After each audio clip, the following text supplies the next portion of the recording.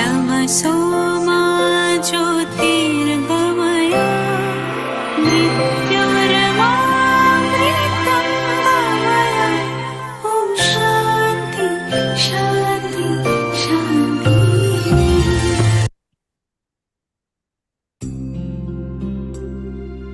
या कुन्देन्दुतुषारहारधवला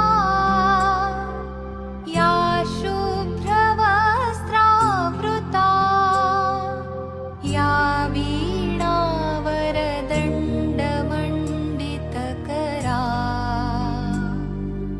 या श्वेतपद्मासना या ब्रह्माच्युतशङ्करप्रभृतिभिः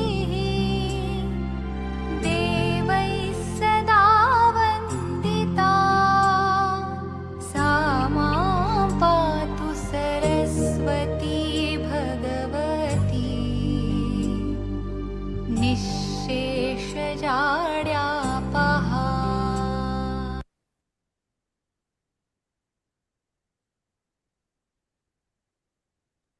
Thank you, sir. I now request Dr. Rupinder Dhar in absentia, Dr. Mrs. Santosh Dhar and Dr. Kavita Sharma ma'am to virtually welcome the invited speakers. I request the technical team to please play the AV.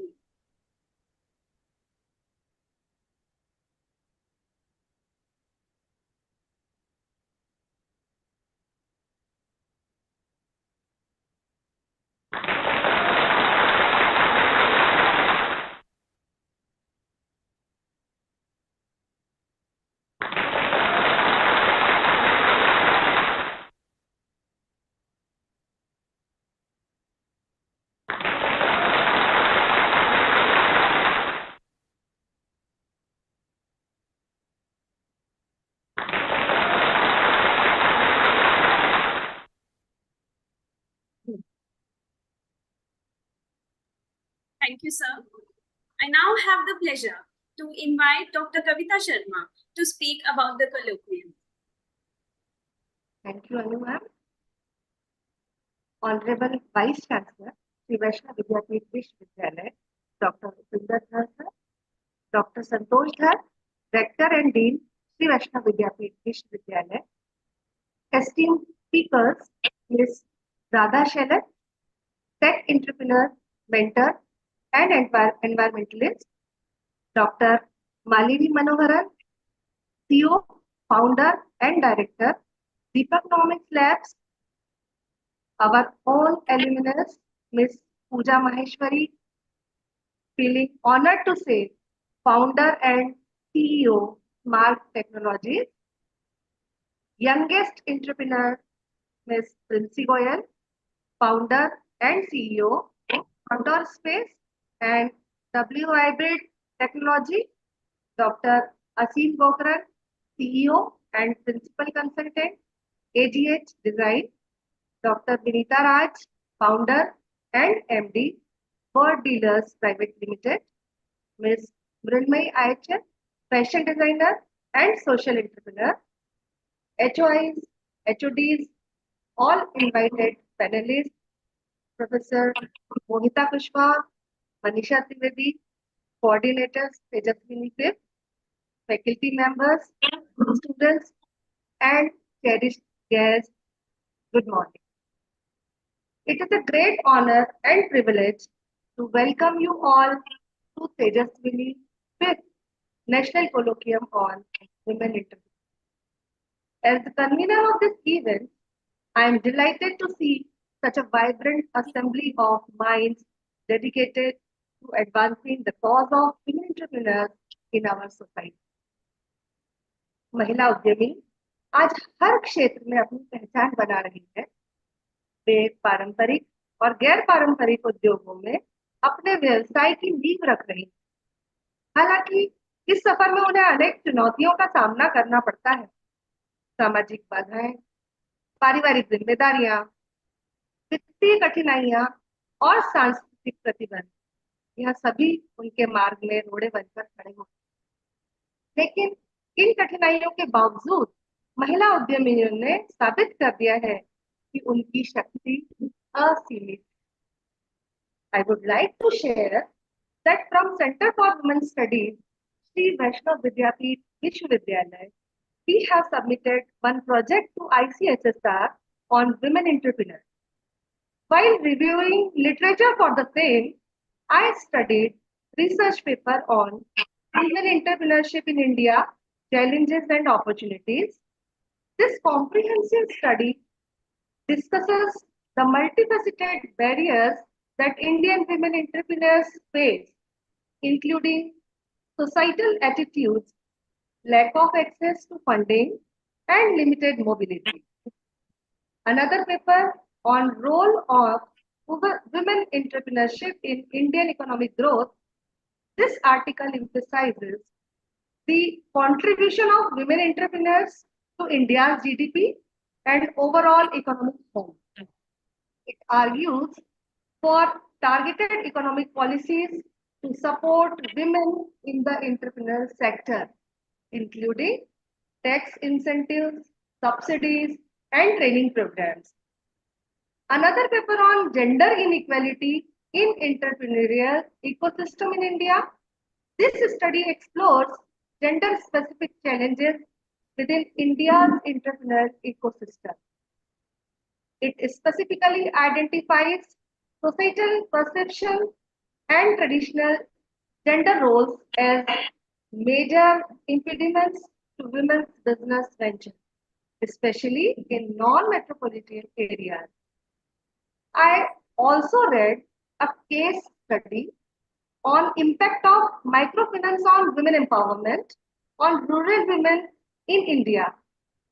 This research assesses how microfinance in situations in India have helped rural women become entrepreneurs. It finds that although access to credit has improved, there are still significant gaps in training and support for these entrepreneurs. After submitting this project, I discussed to respected Dr. Santosh Dhar ma'am about this theme for our national colloquium, Tejasvini.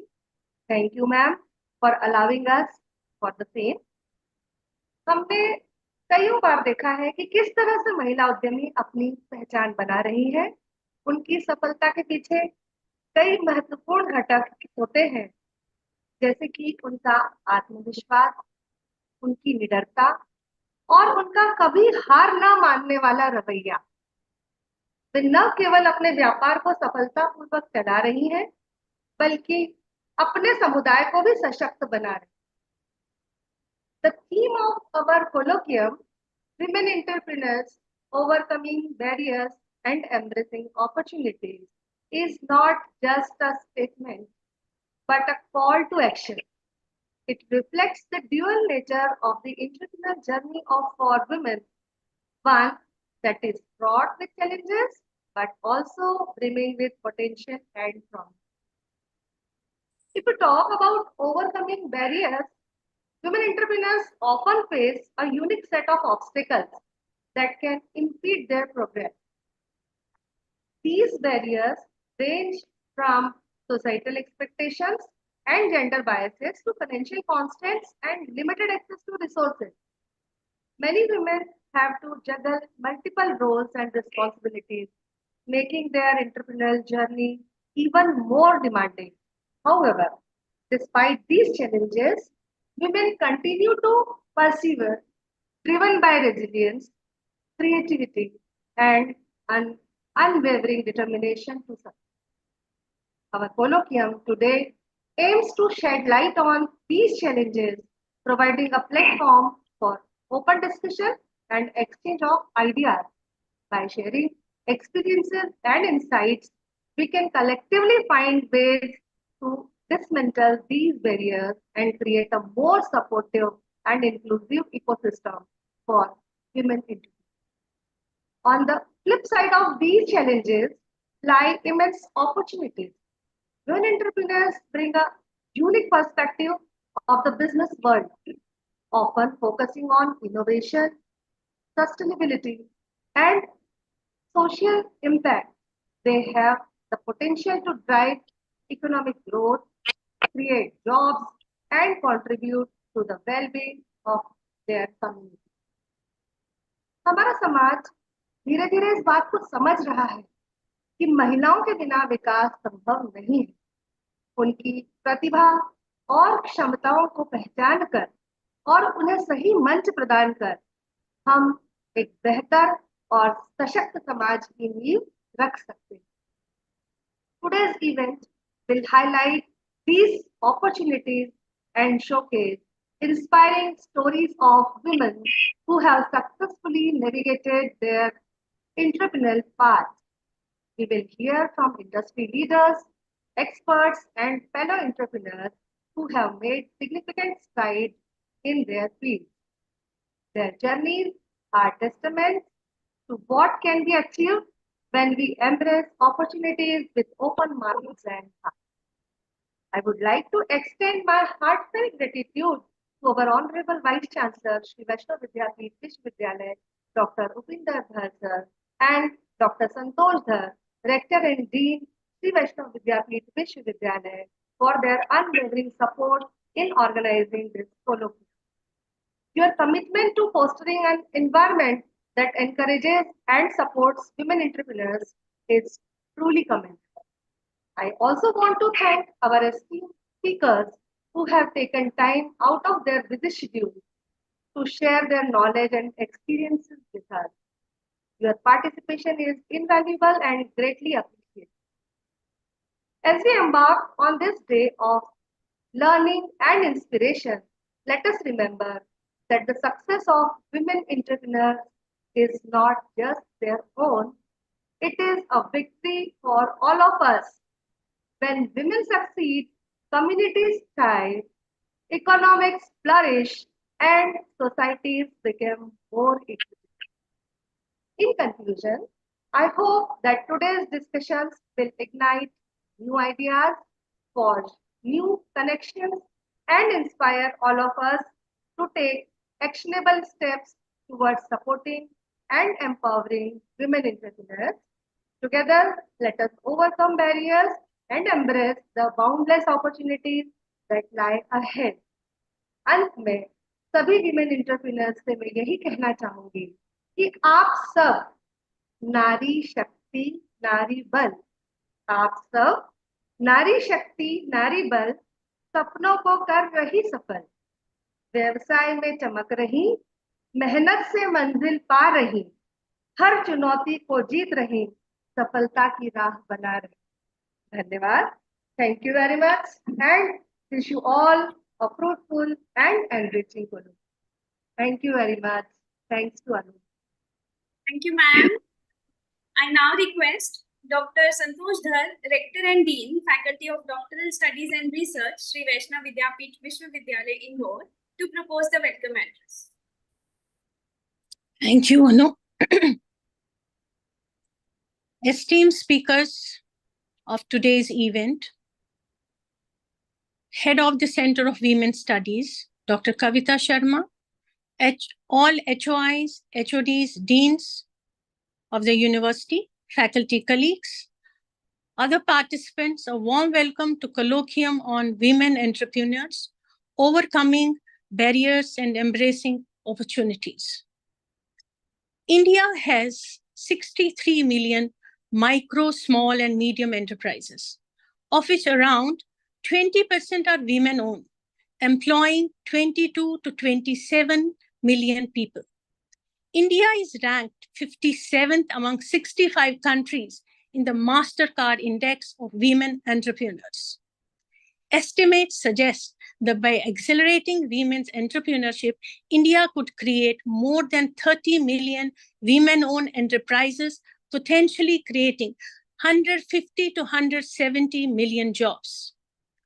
Out of 432 million working age women in India, only 19% of women participate in any formal and paid work.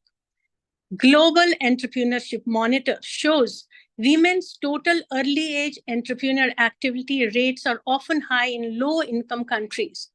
Contrarily, India has an average TEA rate of only 2.6% for women. Global Entrepreneurship Monitor reported that female entrepreneurs in India cited job scarcity as a critical motivation for business creation as against the opportunity to grow a business and earn profits.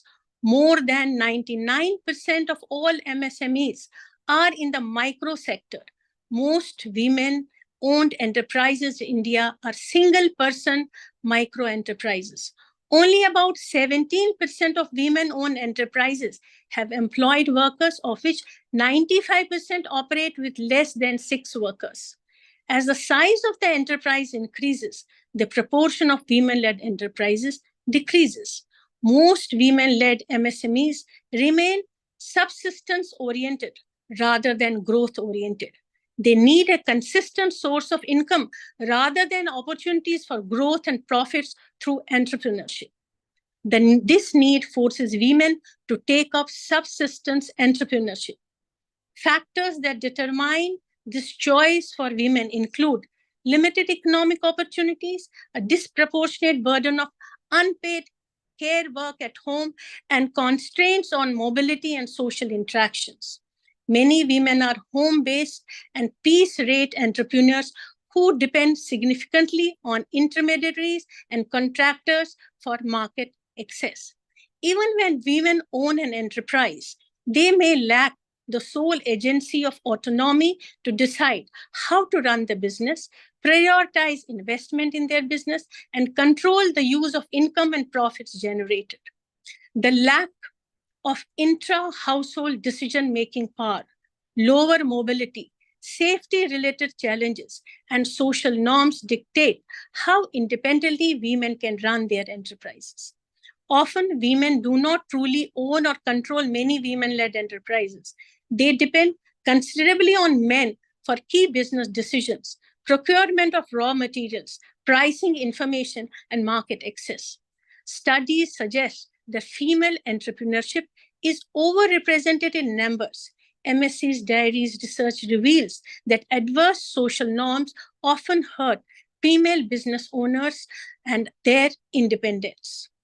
95% of women's enterprises are unregistered for informal. A high level of informality harms the growth and resilience of their enterprise and their entrepreneurship rights.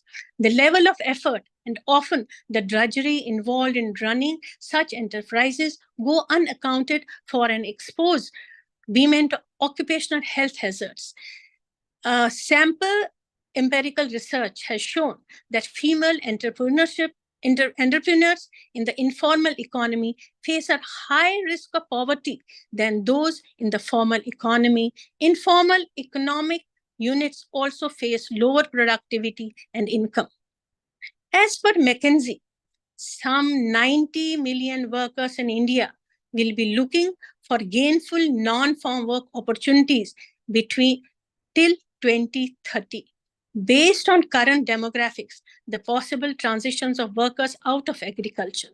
An additional 55 million women would enter the workforce by 2030 if their long-standing underrepresentation is at least partially corrected. Promoting women's entrepreneurship is a powerful vehicle that can speed up India's journey to become 5 trillion economy. However, this needs unlocking the bottlenecks that impede their entrepreneurship journey, taking comprehensive ecosystem in view. The first step starts with ensuring greater and effective access to existing government allocated support for women entrepreneurship. It also puts a spotlight on the skewed focus of the current support on only a few ecosystem needs. It can be reiterated that effective access to a continuum of support across the critical stages of entrepreneurship journey is essential to transform the landscape of entrepreneurship to look more formal, growth-oriented, and diverse, where both men and women are equal participants. With a vision to promote the sustainable development of women entrepreneurs for balanced growth in the economy, government is committed towards strengthening women entrepreneurship in India through initiatives, schemes, creation of enabling network and communities, and activating partnerships among diverse stakeholders in the startup ecosystem. Today, we have galaxy of entrepreneurs who would be sharing with us more information based on their own experiences. With these words, I once again welcome all the speakers and the participants. Thank you. Over to Anu. Thank you, ma'am. I request all the panel members to please switch on their cameras for a screenshot.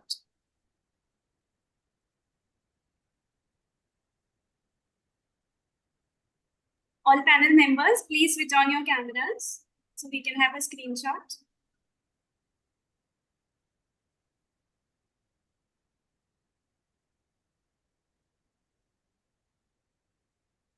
Some more? Yes, sir.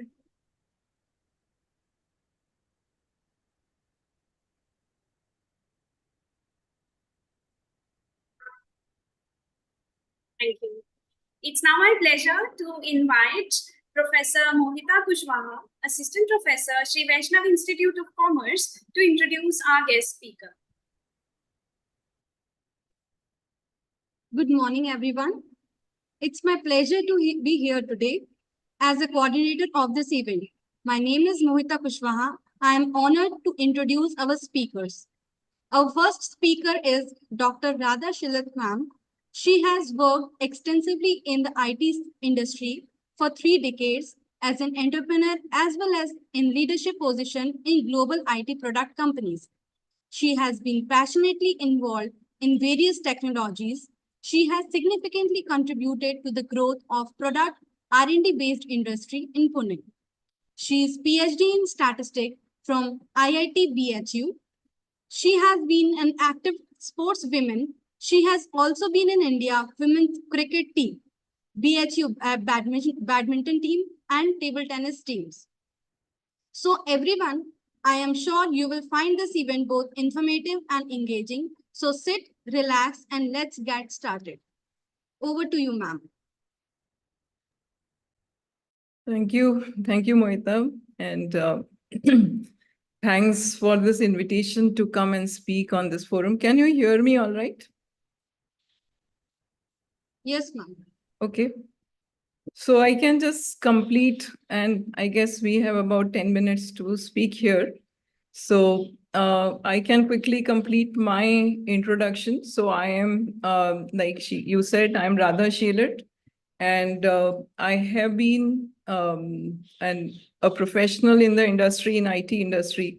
And I am a self-made individual, more or less. I grew up in Banaras. I went to IIT BHU. I later on went to IIT Bombay for computer science. And then my most significant industry effort is starting Veritas, which is semantic, and later on again, it has been going from one hand to another. But I founded the company in Pune, started from scratch, and we built a pretty big company in Pune, and then my own company called Nevis Networks, which is one of the startups, but well-known startups in the network security industry. These are all core IT infrastructure kind of products and solutions. So most of my work has been in the core computing space, which is data centers, now known as cloud and all that stuff. And I have been an avid sports person. Luckily, I grew up in Banaras, but got opportunity to I played cricket, badminton, table tennis. I cycled to college always. And also, I am an environmentalist. I run my organic farm in Pune. And also, I mentor many startups. I mentor NGOs. And also, I mentor some very large engineering teams from end to end. That's my passion, to support entrepreneurship, support women, or I would say I want to support men and women, because everybody needs guidance in life. some hand-holding, some moral support. And I'm involved with many of these initiatives by many young and very talented people. So I am sure in this panel, as we hear more from all of you, you people are also, I find very talented young women, young men, but women and passionate women who are putting in that much effort with a focus and are at it. So I think what I did is a small part of it, but luckily got the opportunity to go through good education very in those days, and also the opportunity to work in this tech industry, which I got to do very pioneering work right here in India. I didn't have to go live in the US. So I broke the topic into three parts. One is women, second is the entrepreneurship, and third is the barriers and how do we put all this together, because there is a lot in this whole term. And I do not want to just start on the connotation of barriers, because personally, I have not faced, I have not, or I didn't realize the barriers because I was just on some path and continued on that. Before being a woman, we are born in a family, we are a child in a family, we are a girl, a boy, whatever. And a lot of circumstances get determined right from there, what education you got, what kind of family, what kind of values, which city, and overall, if all this comes together, then at least you have found a foundation in life which can lead you to the next steps and more aspirations, as compared to a majority of women that have been referred to earlier in this conversation, where these things don't exist. Their struggle is different and their challenges are different. And I'm seeing more and more of even those women coming up and getting educated, pitching in everywhere. So I really admire them, because I feel that our journey is easier as soon as I have good education, I have a supportive family, half of my problems are solved there. So like when I went to college, most of women would have a transport to drop them to college and bring them back, because that was the norm in the society. But it felt too much of a dependence on someone. And then I asked my father if I could buy a cycle and cycle to college. And very interestingly, he never said no. And I was the first girl in my university who came from the city. Inside the campus, they would cycle, but I used to cycle every day. And if I had to play, I would cycle 4 times. So I would cycle 28 kilometers. My family was reasonably well off. There was no compulsion to do that. But it just didn't feel right that we go like that and wait for someone to pick you up, drop you, and all that stuff. So that independence starts, and then there is a desire to go further. And to me, it was also important that financially I should never be dependent on my family. So it all, what do I do? Where do I go from here? And the career, where if you live in Banaras, you go somewhere else, you study. So all that happens and things happen one after another. Gender bias, many girls suffer, and families are like, I have seen families where in India, I've seen families where the education to women have been given right from 1940s, 50s. You'll come across so many women in the Indian political system also, but not necessarily they were encouraged to go do something as a professional or being entrepreneurial. We have seen people in the educational field and academics. We have seen doctors. We have seen kind of professions which could balance family and your career, but women would not go all out to be just career women. And this I think has been changing.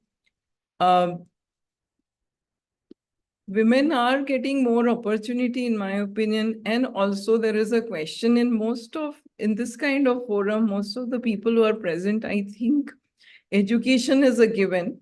Education is a given. Even people who work with us in our staff, in our other lower rungs of society, the education to women comes by default.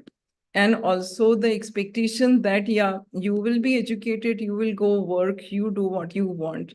So my belief is that this is continuously getting better, and the circumstances of working is also improving. But what has not changed, and this I keep asking women, what has not changed is the rest of the life. We still want to have a other path in life where we want to, after everything else, you do want to get married, you do want to have a family, and you do want to raise a family. And the moment that happens, a dependency comes in life. We as women are more geared up for that. And I have a strong faith in looking after my family, my home, what we do, how we groom our children. And at the cost of all of that, we feel very guilty to go work somewhere else, be out away from the family. So as soon as that dependency is created in life, whether I'm an entrepreneur, whether I'm a professional, if I have to go out and work somewhere 8 hours, 9 hours, if I carry a responsibility, now it all doubles and families pitch in. But if I am a mother, I am the person who's solely responsible for where my child eats, what they eat, where they go, how they are educated, and their future in life depends so much on me. And it was my decision to have the family. So that remains a very important factor in life. Yet, if some balance can be created, if there is a good support, it is manageable, but it is a difficult thing. In this, if you add this desire to be an entrepreneur, and if you add this desire to do well somewhere else, not necessarily be an entrepreneur, there is a commitment there. And at that point, one has to really carefully see what is my circumstance. Can I do this financially? I can do this. And definitely it's a challenge, but if we don't take up that challenge, then it'll not take us anywhere also. So entrepreneurship, coming to the third point, so being a woman, being in this path of life, which all of us are, being an entrepreneur is definitely a very difficult journey. And I'm not saying it is equally difficult for men also, because there are a lot more men who are entrepreneurs and fewer women who are entrepreneurs. But I work with all of them, and I have worked myself. There is a lot that it takes to get somewhere when you are starting something. When you work somewhere, one thing which you don't carry is the responsibility of financials, the responsibility of the business, but responsibility of all the people, company, everything. But the moment you run something or you start something, like in IT startups, typically it starts with an idea, starts with something interesting, but it will go very soon into all the related peripheral business issues. You have to find your market, you have to complete your product, you have to get out on time, you need funding, you need one version, second version, third version of the product. And business can never be standstill. It has to continue to grow. So that all of this is like pretty tight. I would say it's a treadmill, being on treadmill continuously.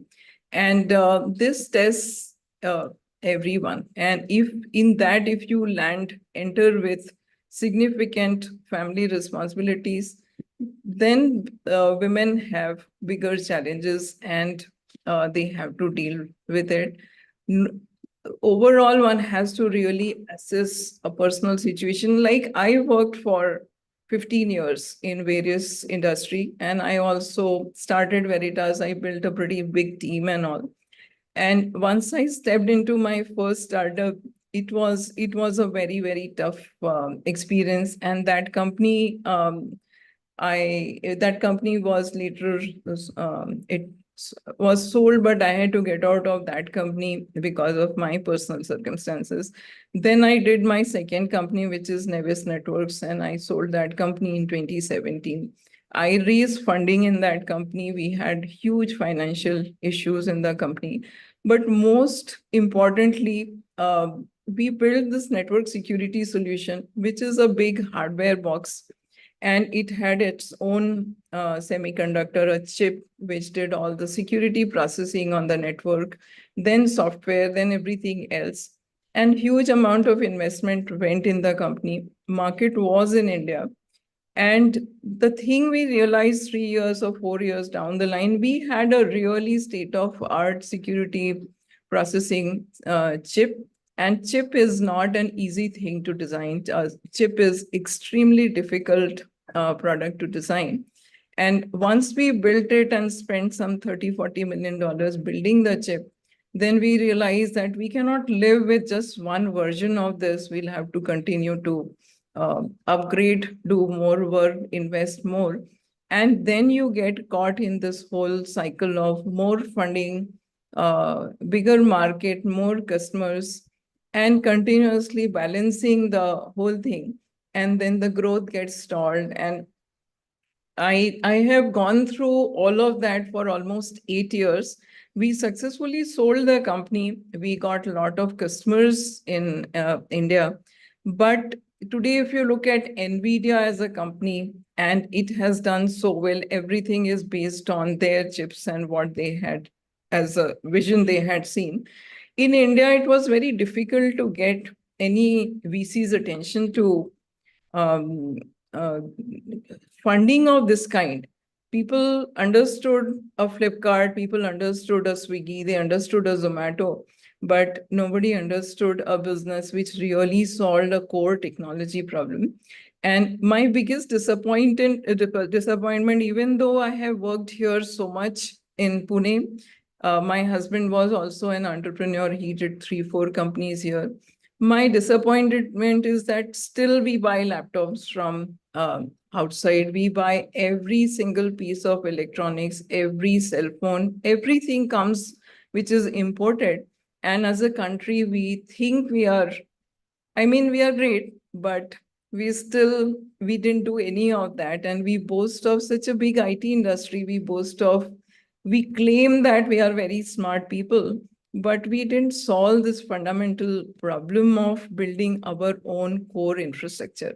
And today we are dependent on all these, the Microsofts, the Amazons, the Googles, the Facebooks, everything, the Twitters, everything from not our country, which is coming from. And AI poses such a big challenge now as we go further. So now being entrepreneur here, and at least what I did is becoming easier, funding is easier. Women, I think one thing is in tech industry, I think it's the skill that you bring to the table. It's your perseverance, everything else which goes with the business. But how skillful you are, what kind of team you have, that determines what will happen here, not so much the gender. At least that's my experience in all these 30–40 years. And I have not found any woman who would. I left Veritas as a CTO of Veritas. I didn't find any other woman for the longest time as CTO. But now you see there are so many entrepreneurs, there are technology officers, there are women doing many things. So this is possible. Second thing is entrepreneurship is open in many spaces now. So I work in ecology, I work in farming, I work in environment-related issues, the waste management, all kinds of the problems that we face today. Everywhere there is opportunity for small entrepreneurship. We see women by default, we see them as designers, we see them as owners of smaller businesses. And there also the challenges are the same, whether you do a tech industry, whether you are a designer, to get somewhere in your business, there is a lot of effort, grit, and struggle. And that's where a lot of women give up, or even men give up, but women give up because they may have a choice to say, okay, I'll do something else. I am neglecting my family, I am neglecting something else. So overall, there is a lot of opportunity, but if getting into something like this, then we really have to see what is the level of responsibility at this stage in my life. It's going to be challenging, or it's going to be easier over a period of time. What are my long run commitments, where how much personal involvement it will take on my other commitments, and what kind of business I can get into, what kind of barriers I will face, where are my skills, what's my capacity, physical capacity. Like, I went through a lot of struggle because I was physically fit, but all that has to be put together to see what I can do. And we have to mentor other women. So whoever it is, I work with NGOs and I see really good work stranded with funding issues again. And startups, very good work, but stranded with funding issues. And entrepreneurs' whole effort goes in raising funding. And your main business and your other issues then are neglected. And you have the sole responsibility of doing everything. So overall, I am an optimistic person. I see a lot of opportunities. I have a lot of ideas, and I keep looking for people who would come forward and work. And it can be anywhere. It can be in any kind of space today, because we have huge number of gaps in our country. And women entrepreneurs are required, young entrepreneurs are required, because no government is going to provide so many jobs. IT industry will suffer at the lower end of jobs because of coming of the artificial intelligence. It's a reality. And more automation, more and more. If you go to America, every time you see, okay, this service is now automated, some other service is automated. So all this is fact of life, and we are taking along a huge population. This our country's biggest struggle is population. We have to produce more food. Everything we do about agriculture is in the wrong direction. We have not paid attention to that. Our water management, our climate management, there is a lot to do, and there is a lot of opportunity in this. So I don't know if I've taken extra time, but I can stop on this note. Thanks. Thank you, ma'am. It was a very enlightening speech and sharing. Thank you for sharing your life experiences. We're running slightly short of time, so we'll skip the questions, and I request Mohita ma'am to invite our speaker. Thank you, ma'am. Now, let us welcome our another esteemed guest speaker, Dr. Asim Gokran. Ma'am, let's have a brief introduction of ma'am. She is a doctorate in urban landscaping and have been working in the field of horticulture, landscape, and sustainable environment solutions since 26 years. She has also worked on creating biophilic, biodiverse environment in 26 cities and 8 states. She has been recently appointed as a member of prestigious SEIAC committee appointed by Ministry of Environment, Forest and Climate Change. Currently, she is CEO and principal consultant at AGH Designs. Ma'am, we all are excited to hear from you. Without further ado, please begin your speech. Over to you, ma'am.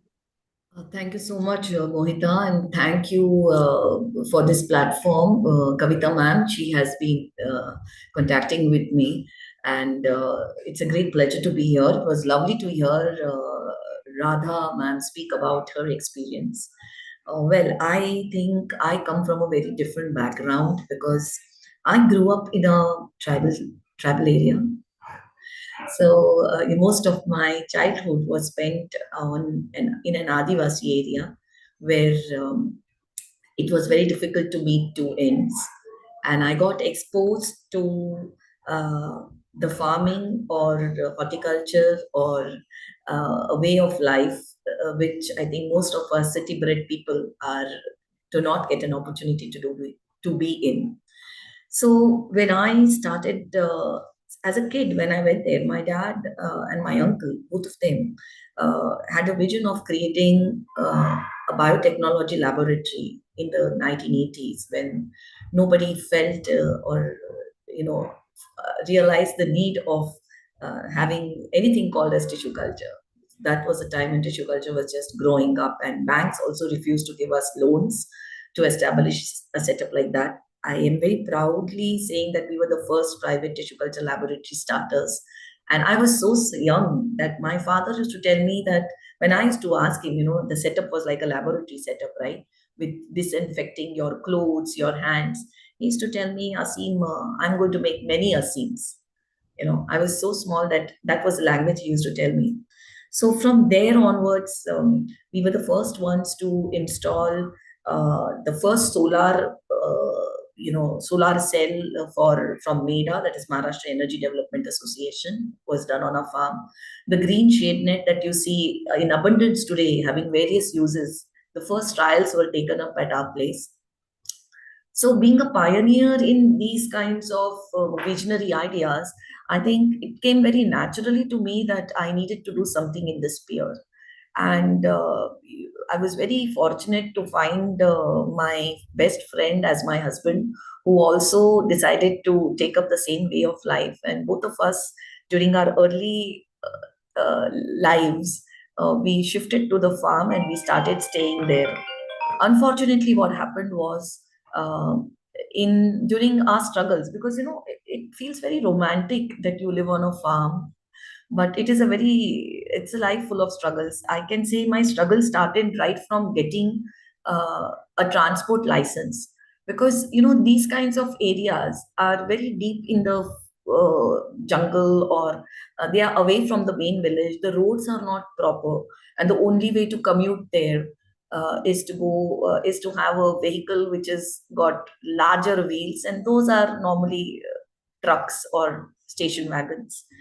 I had my first challenge was to even get a license for a transport, because I was a woman. And I remember how I was made to sit for one entire day in the RTO office at Thane, because they were, maybe they were surprised, or maybe they were laughing at me, or how difficult it is to step into the men's world, and nobody felt that I could drive, because I had to take my transport test, and I did successfully. And I'm so happy and proud to say that my first vehicle was a yellow party vehicle, that is a transport vehicle, and I used to drive that and come to Mumbai. And at those times I was taking care of Juhi Chawla's space, landscape design and garden, which is a 9-story building at Sayadi Guest House. And she used to tell me, Asim, your vehicle is very nice. And she used to drive a BMW in that time. And I used to drive this station wagon. But it was tough. It was tough. And though it feels very romantic, um, the life was very difficult there. And I have been bit by scorpio, by snakes. I mean, for a city bred person to go and live in that area, and the entire purpose was to create social impact amongst the Adivasis there and try to do something better in their lives. Because as a child, I grew up there, and I realized that the city is so near, but we are not able to give that kind of opportunities to these people who are actually harboring and are the forerunners and forebearers of the environment. And I also suffered from something very drastic, was brought back from the deathbed. I suffered an ectopic pregnancy when I was there, and there was nobody to look at, nobody to help us at that point of time, because we were very young. Me and my husband were living alone 3 kilometers away from the main village, and we didn't know what was going wrong. And when I was rushed to the nearest hospital, which was at Kandivali, which was again almost 2.5 to 3 hours away, They took me immediately into the operation theater, and they said we've just managed to bring her back, but she has to now recuperate in the city. And that was the first blow that I had, because I am a very fun loving person. I love children. I'm the youngest among all my sibling cousins. And, it was such a shock, because when the doctor tells you that you will not be able to bear any children henceforth because of whatever has happened to you, and when you are starting your career, you have risked. I was a gold medalist. I was a topper in my institute, my university. I went on to do my MBA, where I met my husband. And after having such an amazing career, I mean, amazing track record of education, when you realize that you have to change the very purpose that you have lived for, it's a big setback, big setback. And women are endowed with looking after, I think many of us are ready to take up physical challenges because we consider ourselves no less than a man, and that we can do everything. But a mental or an emotional challenge is something very difficult to tackle. And I had no other way but to come back to the city. um, I had, and we had sold our only house that we had bought after our marriage here in the city to go back and stay amongst the villagers, because we realize unless we do that, every night we'll come back to the city and we will not stay there. But when we came back here and we realized that now from where do we start? Because for everybody, I was only a Padalika Mal. That's it, nothing more. And I was here trying to, make a change in the ecosystem and the environment, trying to tell people how we can make cities livable. So my first attempt was to start writing, and I started writing in newspapers. I wrote about more than 300 articles in Times of India, Deccan Chronicle, Midday, Indian Express, Sunday Observer, and somewhere, a little bit of respect was generated, and people started knowing that I'm doing something in this field. I went on to do my PhD, and in the field of urban landscaping. And that's when I slowly and steadily started getting some recognition, and people started telling me that, calling me for smaller helps and smaller projects. One of my first projects that I was called for was before the coastal road was announced in Mumbai, where they were trying to do some kind of development at the Haji Ali sea face, and they needed an expertise of somebody in the marine environment. And that's when the municipal corporation approached me. And that was when I realized that there is a great power if you channelize your knowledge, and if you can get the right opportunities. And I started off with my company, called as Asim Bukan Harvansh, which is now short called as AJ Design, but we are registered as Asim Bukan Harvansh because I always thought that I needed to be a brand. When I used to look at Manish Malhotra and Ritu Berry, I said, why can't we in landscape design be brands? We can, right? When you don't have a big company behind you, you yourself are the brand. The founder is the brand. People buy you first and then buy your product. So it is very, very important, whether you are a woman or not. It's very, very important for you to be the representative of what you are professing. And that is how Asim Gokan Harvan started way back in 2009. And we got our first project, which was the Haji Ali beautification. Later on, we went on to several other projects. It was only by word of mouth that we were recommended to various government projects. But we did some private projects, like we did the Asia's largest automobile factory, which is 687 acres at Chakan. So we were the master planners and landscape designers, and we still continue to work on that because it's a large landmass. I got to work in most tricky areas. Like I got to work with the forest division on the Shivneri fort, where we brought back green cover at Shivneri, the birthplace of Shivaji Maharaj, where I saw a lot of small children climbing up the fort and the hot basalt without shoes, their legs getting scorched. And I realized that it was a big responsibility to add to green cover there. I went on to do the Ramnivas Bagh, the Nahargarh Fort. I went on to do India's first interactive children traffic training park. Recent times, I am working on the beautification and integrated community development for the Koli Vadas, which are the originals of Mumbai. and we are working on that. As you might have seen a lot of YouTube channel videos where the new seafood plaza has been developed. I'm very happy to say that this entire thought process was initiated by my company. And lately now I'm working on some temple precincts where we are again looking at public landscaping in a very different way, because I realized that for public landscaping to happen, it is very important to increase the ownership of space, and that only happens when whatever you design is functionally useful to the man. But leaving apart my journey of how I have evolved and how I have grown, there have been several times when uh, there was difficulty. It was very, very tough for me. For uh, doing what I like. Because there was very less knowledge about this subject. So to change the mindset, it was very difficult, because changing the mindset was very tough for us at that point of time. Number one. Number two was that apart from changing the mindset, when you are introducing anything new, you will always find an inertia, the law of inertia. And then especially if you are women, and you are, because my field was such where even during my college we were just two women in the college, so it was a very tough thing for us at that time to prove to everybody that we can work in the field which has been always dominated by men. So when we were doing one of our large industrial projects, we realized that there were no they were not aware that there are going to be women on the job, because for safety purpose, till the factory was set up, they didn't want women to be there. And their principal consultant was a lady, so there had to be toilet facilities. And they realized this at the last minute and did provide me, but it happened much later.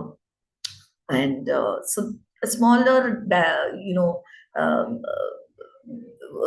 difficulties or barriers like this came into our lives when I was traveling this path. Many times I have been to municipal corporations or government bodies where it is again a men dominated world, and they find it very difficult to accept a woman who is trying to communicate and tell them how the things need to be changed and how the time and era has changed.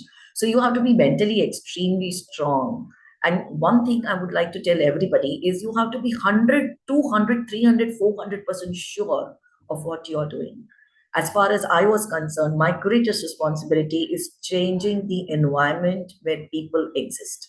Because when you plant a tree, you plant it for 7 years, 7 generations. That's what I feel. So, it's a huge responsibility. So you need to be technically extremely sound. And I'm sure that is true for every business. If you are very positive and if you are 100% sure of what you are doing is going to create an impact in somebody's life, you have to go ahead and walk straight and see that you are instrumental in creating that impact. I think that is the one thing that I would really like to address to all the women today who are present out here, whether big, whether small, whether your idea is chota ya bada, it is an idea which can just go and create a change. Because as entrepreneurs, what is entrepreneurship? I think entrepreneurship is creating that social change, right? It is being able to stand and talk about something that people have not done earlier, or if people have done earlier, you are a part of it, where you are again going to add some value, right? And adding value to somebody's life is, I think, one of the most important uh, mm, important thing that you can do, and you are gifted with that. And if you are taking that, because entrepreneurship is very, very difficult, it is not easy, it's not a cakewalk. When you are employed somewhere, you will have somebody else opening the door of your office. You will not even know who has done what.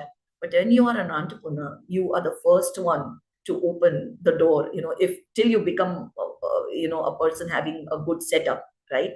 It is self-employment in the true sense. And then from there onwards, you are the master of all the departments, whether it is your accounts, whether it is your marketing, whether it is your branding, whether it is your design. So there are n number of departments, and you are the think tank. You are the think tank of your business. And when you are the think tank, it's a huge, huge responsibility, because there are people who depend upon you. Initially you want to feed yourself, but as time passes, you have people who have joined you, who have faith in you, and they have become a part of your dream. And then it becomes your responsibility to see that their salaries are given on time, right? And then there are a lot of sacrifices. I'm sure each one who is an entrepreneur has done it, started from a very, like ma'am spoke about funding. Funding is so difficult to get these days, right? So it is right from that, you start putting your own funds earlier. You burn your fingers. You become a little more, informative about, okay, how the business is run. And then you start actually working in that sphere. And, numbers, you have to be very particular about your numbers. You need to know your numbers on the tip of your tongue. Because trust me, guys, if you know your numbers well, you will able to analyze what you are doing. And most of the hurdles that you will face in your business as entrepreneurs, you will be able to identify them at a very young stage and address them. You cannot depend upon anybody else but yourself to understand your numbers. Most of us, as like me, I come from a very creative field, right? So when you come from a creative field, you are so away from numbers, because all the time you spend in doing your designs and creating things. But at the end of the game, entrepreneurship is all about impacting people's life. And you can do that not only by giving them a good functional environment, but also making them capable financially and helping them, so whoever is working with you, right? They have joined you, but they also have aspirations to become bigger, right? And you can fulfill those aspirations if you have the capacity of yourself growing up, right? And taking them with you when you are growing. So it is always a teamwork, it is never one person, right? So if you are able to build that team around you, right? And if you are able to pass on the ownership of your organization to them, I think that is another, I mean, your internal customer is again one of the biggest hurdles in the growth. And as women entrepreneurs, it's very difficult, to lead people who are men, right? Because there are a lot of egos that come in between, the way we think, like I would like to quote an example here, that whenever I travel outside the city and I see the farms and people are selling anything fresh, I like to stop there and I like to buy those perus and mangoes and jamuns, and because I have little children. Okay, so I must tell you this, that though I was told that it would be difficult for me to bear children, I think one thing that you must believe is always believe yourself. And you believe yourself, the universe makes it happen. So later in life, but yes, I was blessed with two children without any aid. And I have a daughter and a son today. And whenever I go outside, I feel like buying those things, because I feel they are more nutritious, they are straight from the farms. And a lot of people have sometimes told me, Kare, look at your vehicle, you will still behave like a mother, you'll still behave like a woman, ye sab kya hai tumhari gaadi mein, ye bhaji bhaji kya hai? But I think that is the beauty of being a woman entrepreneur. We still are, we still carry the art of nurturing, not only nurturing a business, but nurturing a family way back who is there to support you. I think that is one of the biggest assets that we have, and nobody can take away that quality from us, that quality of nurturing. And I think we must understand that that is our biggest strength. We never need to feel humiliated for picking up a phone of our child when we are in a business meeting, because that is equally our opportunity, our responsibility. And let me tell you, I have made it a rule. I've made it a rule that when I get a call from my kids or my family, my parents, because today they are very old, before I start an important meeting, I announce that I will not take a single call, but if it is a call from my family, I will attend to it, because that also is my responsibility. And I think you have to be forthright, and you have to, you have to balance both the sides, right?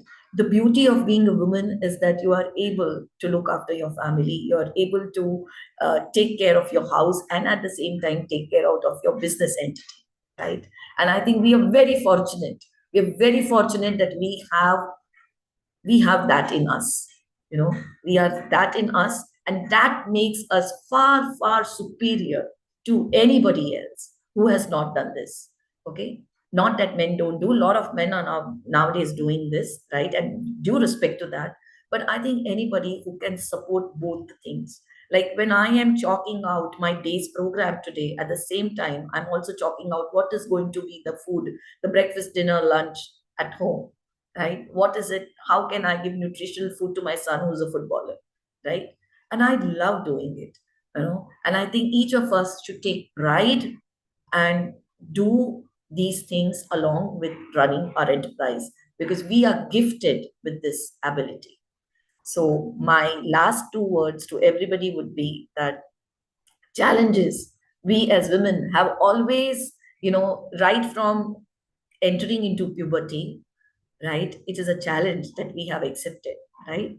We learn to accept challenge physically, emotionally. We go to a different house.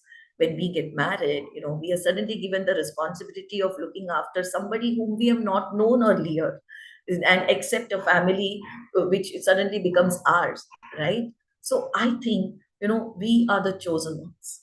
We are the chosen ones, and we are very fortunate that we can do the something which is impossible, yeah, or which people find it difficult. Embrace what you are, go ahead and be 100% sure of where you want to go. Be very sure about what is it that you are going to impact in somebody's life. And when you go out of your house with that idea in your head, trust me, it is possible. And I think that is the mantra that I have followed in my life. And I would once again like to thank all of you for hearing my two words. And thank you so much. I see my friend Pooja here, who introduced me to this platform. Thank you very much, Pooja. Thank you, Kavita ma'am. That's all that I have to say. Thank you. Thank you, ma'am. Now, our next speaker is Mrinmay Avjat ma'am. Let's have a brief introduction of Mrinmay Avjat ma'am. She is a fashion designer and social entrepreneur, Pearl Academy, Indian Institute of Management, Bangalore. She is experienced founder with a demonstrated history of working in the apparel and fashion industry, skilled and textiles, apparel, embroidery, footwear, and fashion design. Ma'am, we all are privileged to have you here. We all are excited to hear. Please share your insight with us. Thank you. Over to you, ma'am. Thank you, Mohita. Am I audible? Yes, ma'am, you are audible. All right, all right. So, Asim is always very inspiring and I'm really a friend. So, yes, the talks were absolutely resonating with journeys of a lot of lady entrepreneurs here. So, let me briefly introduce myself first. I'm Nirmay Avsit. I'm a fashion designer and founder of Nikai Fashion Studio Private Limited. I started my business 13 years ago, and I'm in this fashion field for the last 27 years. When I started my journey back in 2000, when I passed out, it was a different environment. And when I told my parents that I want to be a fashion designer, things were very different. I belong to Nasik, which is a smaller town near Mumbai, in Maharashtra. And I was academically strong. So when I told my parents that I have interest in fashion designing, a lot of people around us told my father that, this is probably not the right decision. And your daughter will have a lot of issues to find a job. She may just fall astray. She may have drinking problems. She may have a lot of boyfriends, So the whole fashion field was looked at very differently. But thanks to my parents, who really stood by me. So I think a woman achiever or a woman's achievement starts with the parents' support. So I'm full of gratitude that I was blessed with parents who supported me. So my journey started from Nasik, and I came to Mumbai for my fashion designing. I'm a student of PV Polytechnic, a facility junior university in Mumbai. And back then, there were very few fashion schools PV Polytechnic was one of them, one of the best institutes for fashion school.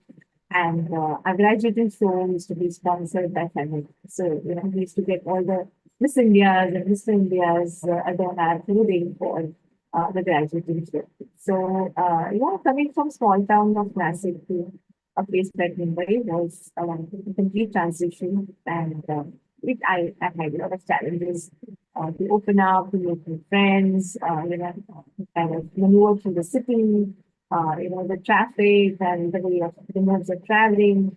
I think we all, once we are determined, we just learn one by one. So it started, and I was again blessed to get placement in on the campus itself. I had the privilege of working for export houses that exported our Indian embroideries to the best regions in the world. And through them, I got to work with labels like Gucci, Fendi, Afghani, Swarovski, and many more.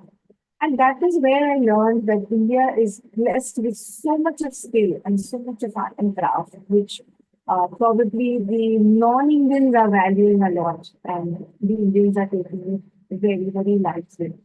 It was saddening to see that most of the carriers are actually the artisans are treated like workers, like artisans. So that's where the whole thought of supporting the artisans and trying to make a difference to their life, it was started there. After my journey in the export houses, I had the opportunity to work in Walt Disney, one of the most creative companies in the world, and I was part of their licensing business. And I was heading the creative of the product development fashion.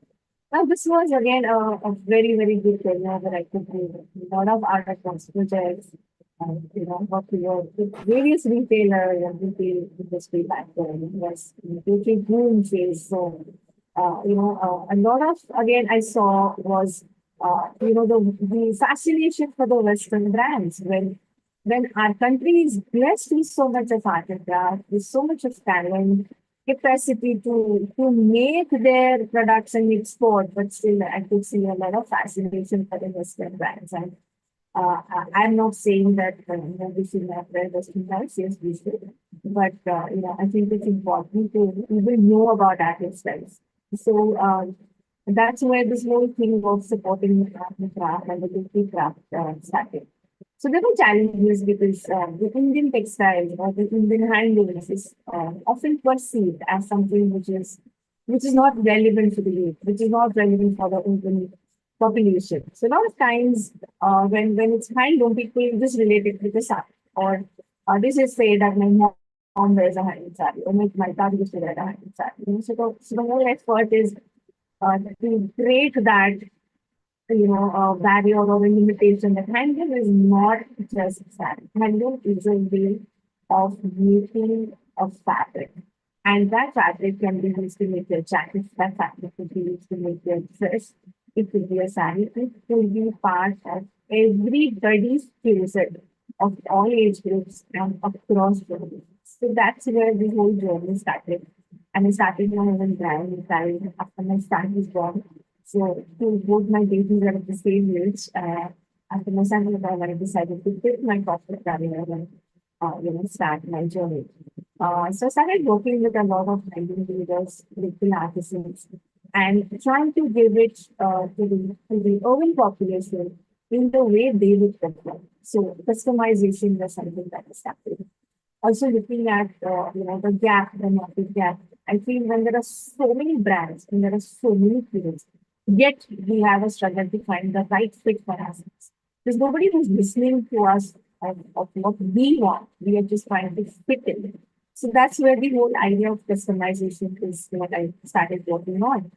And again, totally blessed with a family that was absolutely supportive, even after my marriage. My in-laws were extremely supportive, and blessed with a team that is with me for 13 long years. In this field, it is very common that your tailors need you, your master needs you, but they stood by me to take care of them for the last 30 years. So I'm filled with gratitude, that things happen to me in such a way.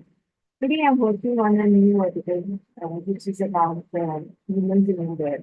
And it's my startup, which I'm kind of working on getting some patents and having initiatives on funding and things like that. And as Radha ma'am was telling, there are so many challenges to get the funding, to get the right people, to get the right advisors and all of that.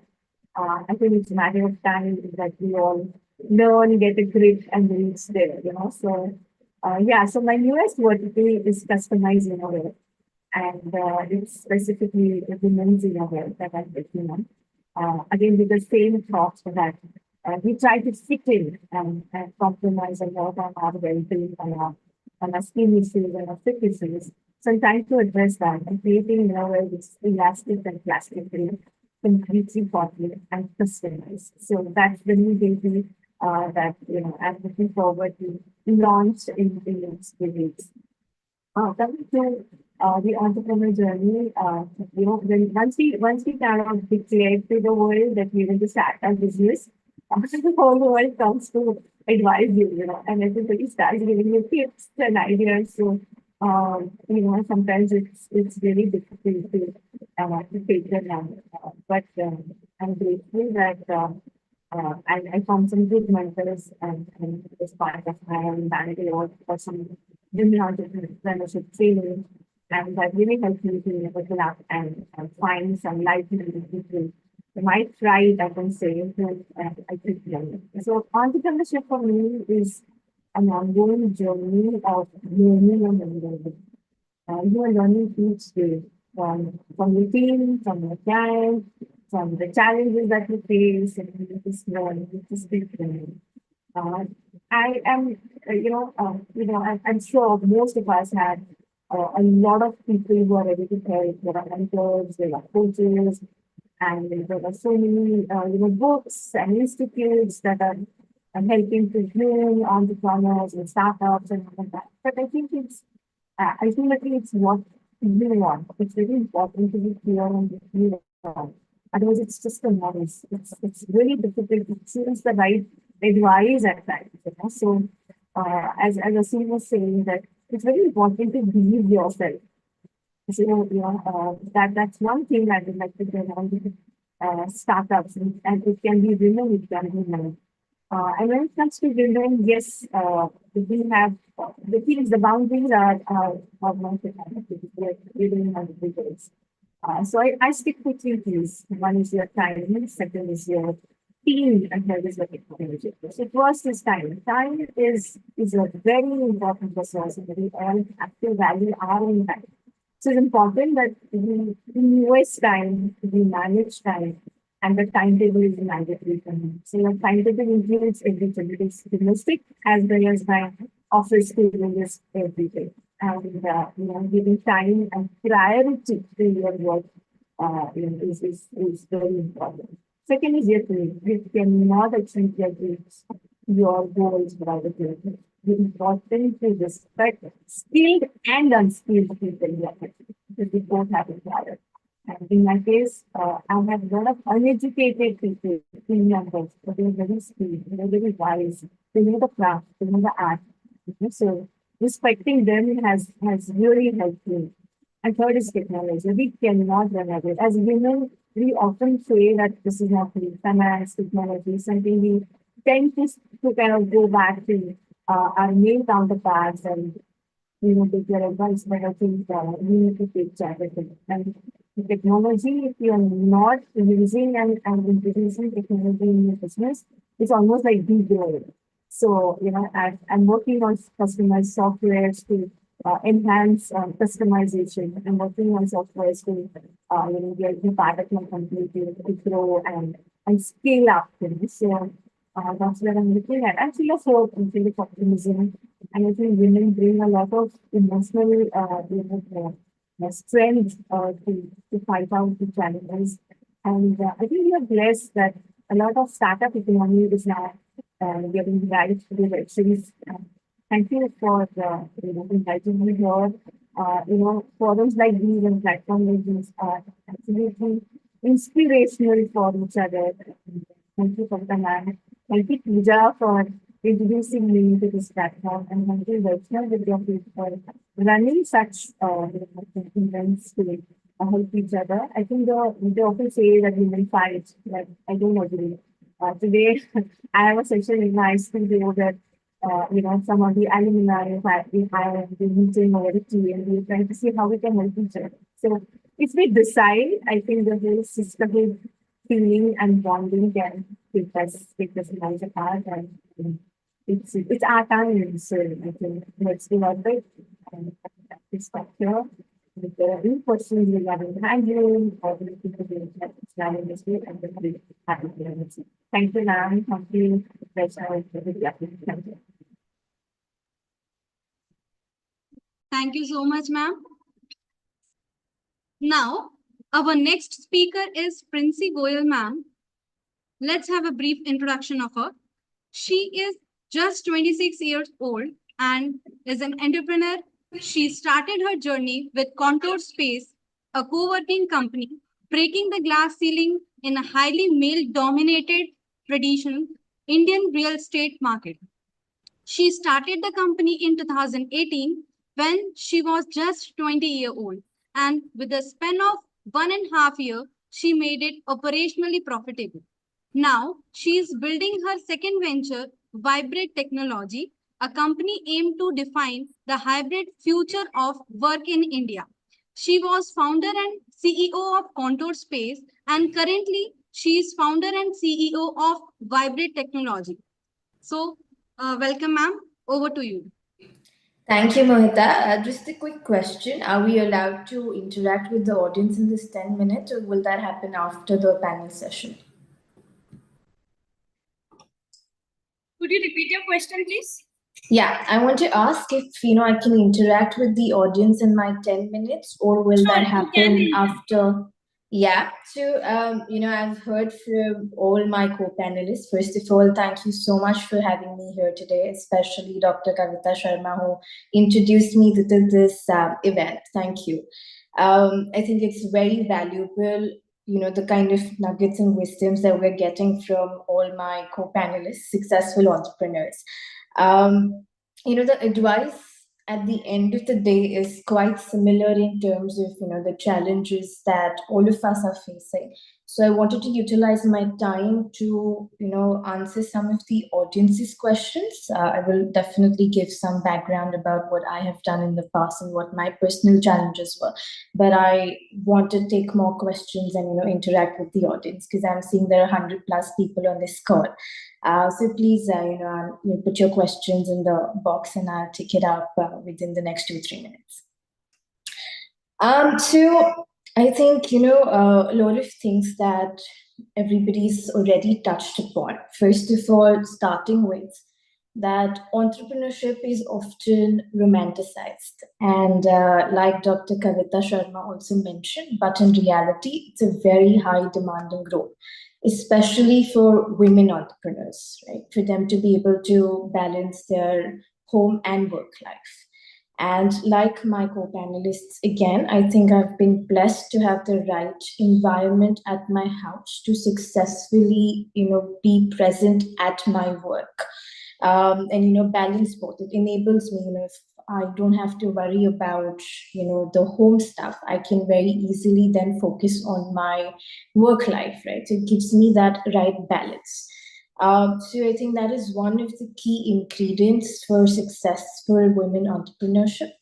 Second, like, before me, Ms. Upchak mentioned that having your right team, right? Because it is nothing that you can do on your own. You may have an idea, but when you're starting, especially your first venture, you will come to realize that, there are so many things that you didn't realize that you need to take care of. So having the right team, and especially people who are much more skilled than you, understanding what are things that you are lacking, because you have the idea, but to execute it, there are so many different challenges and things that you need to take care of. So what are those skills that you are currently lacking? What are skills that you need to delegate so that you can focus on your craft and add on to the company? Otherwise, you get so caught up in everyday operational work that to then continue to scale the company, to upskill yourself, to grow at the pace that you hope becomes extremely difficult.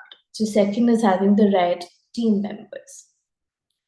So, with these 2-3 things in place, and having the right market timing, there is, except the inherent challenges that your industry might have, except that if you're really solving for a problem, there's nothing that should stop you from, being successful in your own space or in your own way, right? So very briefly telling you guys about myself before we jump to a Q&A. So, Ms. Mohita has already introduced me.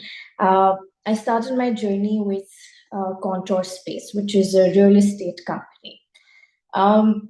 When I started the real estate company, co-working was a very new concept. So in that company, the challenges that I faced weren't necessarily for, as a women entrepreneur, but of the industry in general, because it was a very new concept. While, real estate has always been there, but co-working as a concept was very new to India. It was something that we thought was specifically only for freelancers or people who, are individuals would want to go to a shared workspace. So there was a lot of education that we needed to do in that market.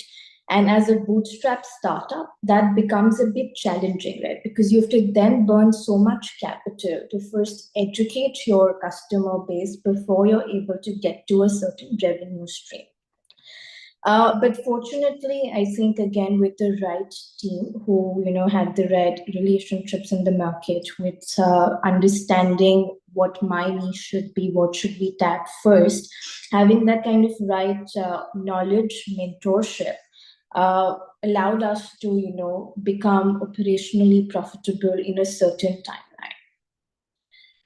And once we got to a certain point, so we started in 2018, and as we educated the market in our micro, space, and started to just get a hold of things, unfortunately, we had to face the challenge of COVID, right, where we lost 2 years. And again, being in real estate, the way the co-working model works, it's very asset light.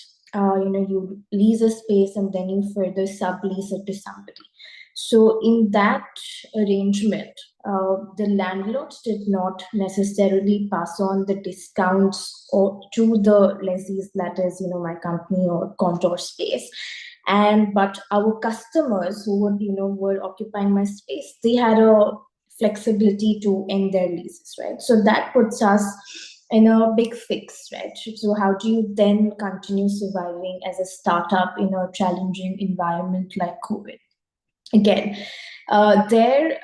fortunately, because of having the right understanding of the market, even one of the co-panelists mentioned, knowing what you're doing, understanding your market to the T before you're entering, what really supported us to sail the COVID period was the right kind of, diversity within my client pool. Right. So while, if I have a certain amount of space to sell, our portfolio is divided amongst MNC companies, startups, and individuals. So a portion of those people could continue to sort of support us by paying rent, while, even when my other startups or individuals were able to break their or had the flexibility to, end their leases. Right. So because we had that right understanding from day one, and we sort of had that hedge against a risk of this kind, we were able to sail that period without, taking much. Of course, we had to take some downfall, but we had some scratches. We weren't in a position that we would have to shut down. So after that, sailing that period.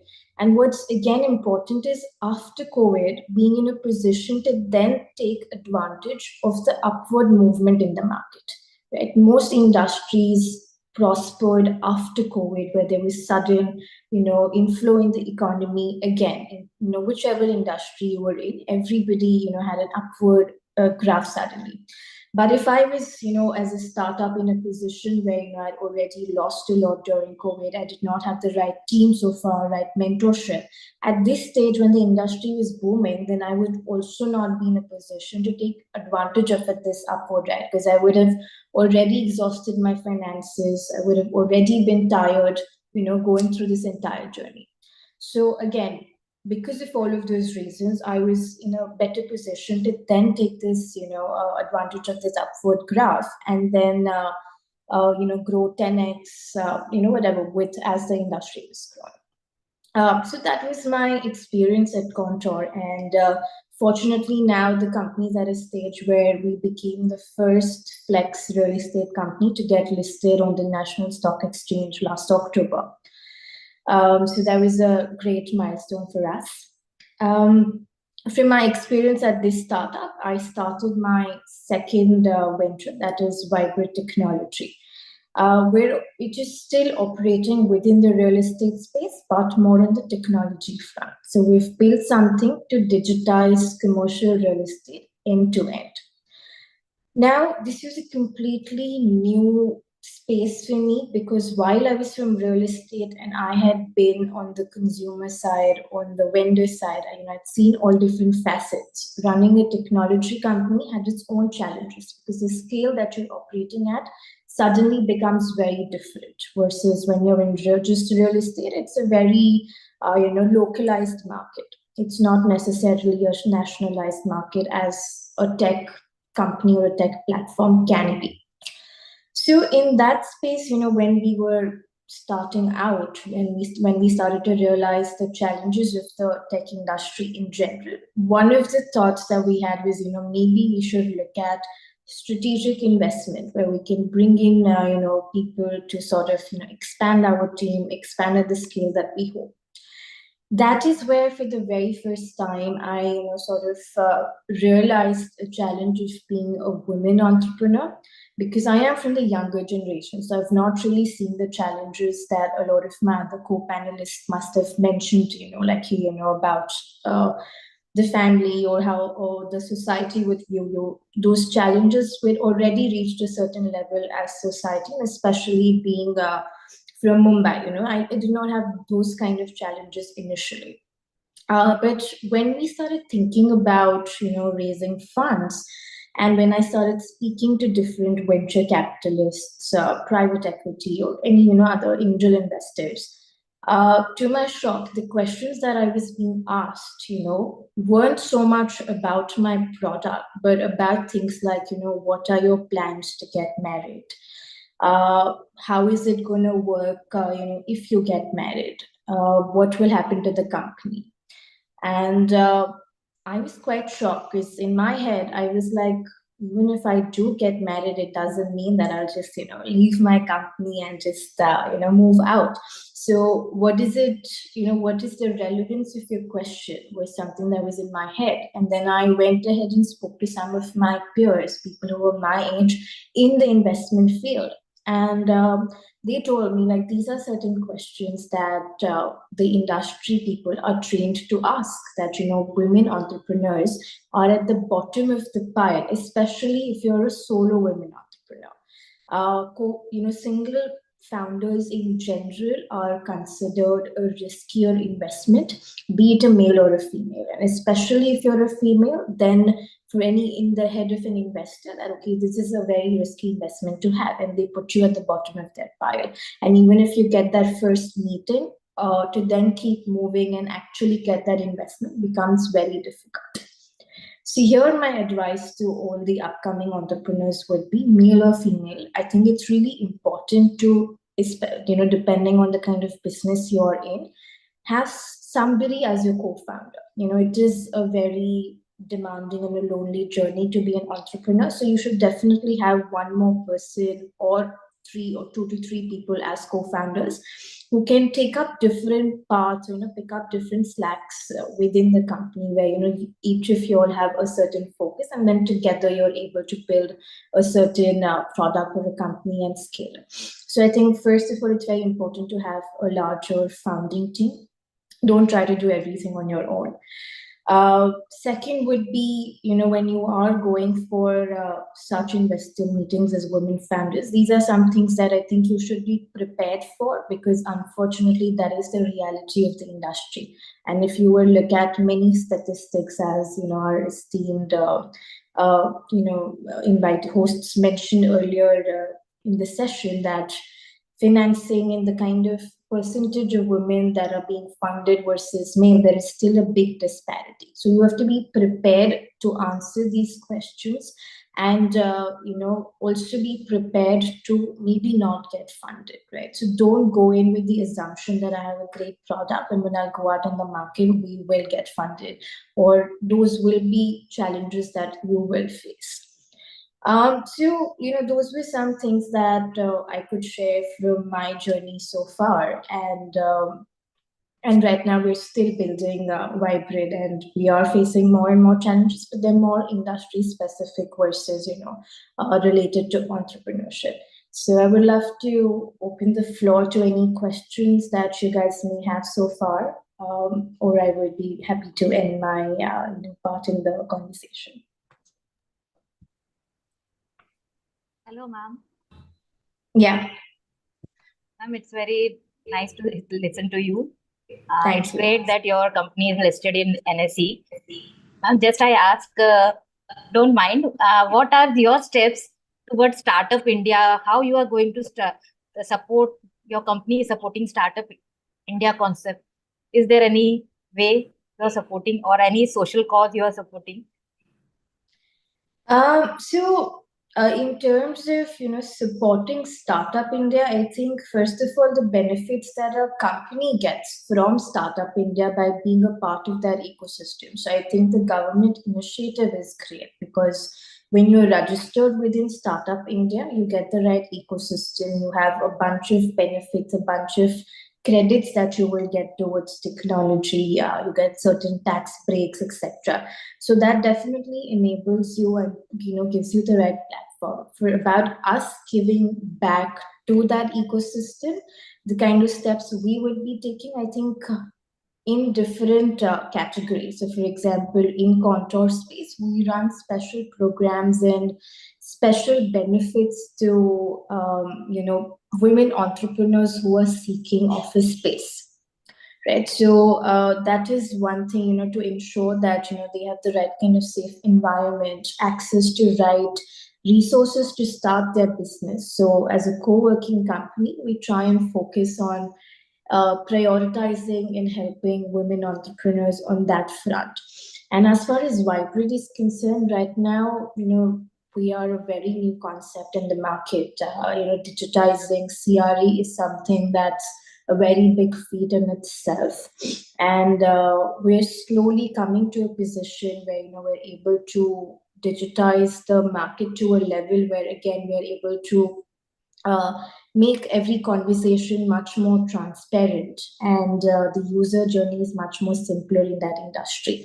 So once we achieve a certain stage is when we'll be able to invest more towards social causes in my current startup. But with the real estate fund, that is something that we're trying to bring to the table. Okay, thank you, ma'am. One more question to Radha, ma'am. Radha, ma'am. May I ask one question? Sure. Ma'am, as I'm also an IT professional, IT in teaching academics, so I just want out how the key idea, what is the key idea which strike you that this will be my business, this will convert into business. So how we can judge? There are many things we teach in academy to design thinking and all that business concept. You should learn, student, you should learn design thinking to build. If you any startup, then you will do this design thinking. So what is the key idea which strikes you that this is the right point to start a business? So can you suggest in IT sector also, and say this will be my business idea? So how we can judge? I mean, are you asking me whether I can suggest business idea, or how do you? No, ma'am. If means many ideas come to our mind when I teach something. So how that this point, this will be the business idea that we can convert into real business. Ideas are many things. मतलब सबके मन में ideas आते हैं. but what is the key points हमको याद रखना चाहिए कि ये हो सकता है कन्वर्ट बिजनेस में?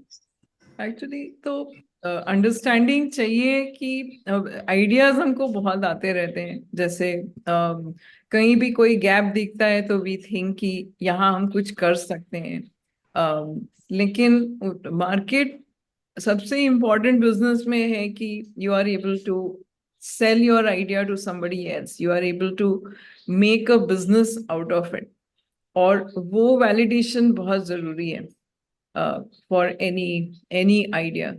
So often it's little blindsided also, but you have to validate the idea. जैसे हमारे network security company थी, तो VCs come along, you have an idea, you build, especially deeper technology ideas जैसे हैं, तो उसमें काफी रिसर्च करके देखना पड़ता है कौन क्या कर रहा है, कॉम्पिटिटिव इंफॉर्मेशन अवेलेबल नहीं होती। तो बट वीसीज जब आते हैं तो वो वैलिडेट करते हैं, अगर आपको कोई फंड कर रहा है, कोई फंड करने को तैयार है, तो उनको एक अंडरस्टैंडिंग है। लेकिन छोटे बिजनेसेस में अपने आप ही सब कुछ करना पड़ता है, यू हैव टू डू। तो उसके लिए time, like we just heard कि टीम चाहिए, 2-3 लोग चाहिए, आइडिया का वैलिडेशन 2-3 फाउंडिंग टीम मेंबर्स के साथ चाहिए, एंड फिर थोड़ा कन्विक्शन भी चाहिए कि नहीं ये मुझे ठीक लग रहा है, हम करेंगे, एक प्रूफ ऑफ कॉन्सेप्ट करेंगे तब हमको समझ में आएगा। फिर बहुत एक्यूरेट आंसर नहीं मिलता है, you have to, that's why in 10 में से 2 कंपनी सक्सेसफुल होती हैं, लेकिन 8 कंपनीज बंद भी होती हैं, and we only hear about the successful companies. और उसके बाद जो है जो बंद हो जाती है, क्यों बंद हो गई? फंडिंग से, मार्केट, ज्यादातर कंपनीज जो है वो बिजनेस ग्रो नहीं कर पाता, मार्केट नहीं मिल पाता, सेल्स नहीं ठीक से हो पाते हैं, एंड वहीं पे जाके कंपनीज जो हैं वो बंद हो जाती हैं, बिकॉज सारा all funding goes in developing a product और डेवलपिंग एन आइडिया, लेकिन sales, marketing, reaching the customer, continuously getting business, वो बहुत इंपॉर्टेंट पार्ट है जो कि अक्सर हम इग्नोर करते हैं, और एट ए लेटर स्टेज जब हम पहुंचते हैं मार्केट में, तब तक काफी कुछ हो चुका होता है। Can we return from there? किसी किसी को, जैसे अभी एक कंपनी को मैं एडवाइस कर रही हूँ, 20 years से they are doing one solution, they have stayed in the business, बहुत लो कॉस्ट करके उन्होंने सब कुछ मेंटेन किया है, and they didn't get out of the business. Suddenly they have found one idea which will really make them big, and we are working together now. Looks very real, but that resilience of staying in it for 20 years, sacrificing everything, but they had conviction कि हम इसमें से कुछ कर लेंगे. तो बहुत easy answers नहीं है, but it has to be continuously verified, validated, mull over the idea, and then वो तो कभी ना कभी उसमें जंप करना जरूरी है.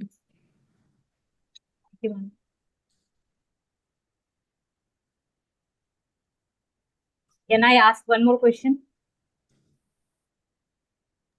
There are other speakers, so I think we'll have to go around that. We can always Yes. communicate. Ma'am, what is to all the entrepreneurs, women? Sonika ma'am, Yes. can you ask after Pooja ma'am, because she is getting late. She is Okay, ma'am. Okay, ma'am. Okay. Be with us and ask your all queries. Huh? Okay, So ma'am. nice of you. Thank you, Okay. Sonika. Now Thank you. it's time for Pooja. Thank you, ma'am. Thank you, Princey, ma'am. Your insights and expertise made a significant impact, and we are grateful for your valuable contribution in our session. Now, our next speaker is Pooja Maheshwari, ma'am. Let's have her brief introduction.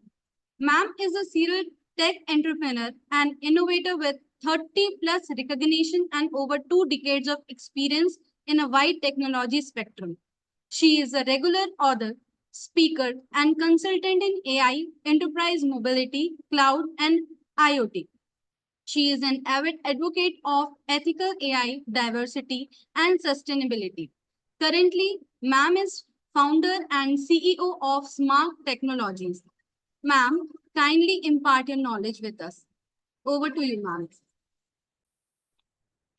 Thank you so much, Mohita, for the great introduction. In fact, feeling so humbled, I would say, with these wonderful panelists, and one of them being my great mentor, Radha.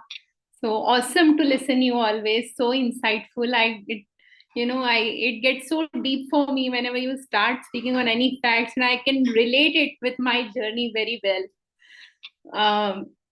Okay, so coming to this forum, it's great to be here talking about women entrepreneurship and the challenges and opportunities that await us.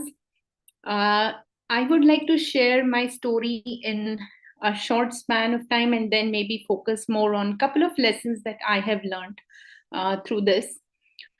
So I started I did my master's in computer science from IIT Bombay back in 2001. And I've been also humbled to be an alumni of Vaishnav Institute, SVIT's first batch, 99 pass out.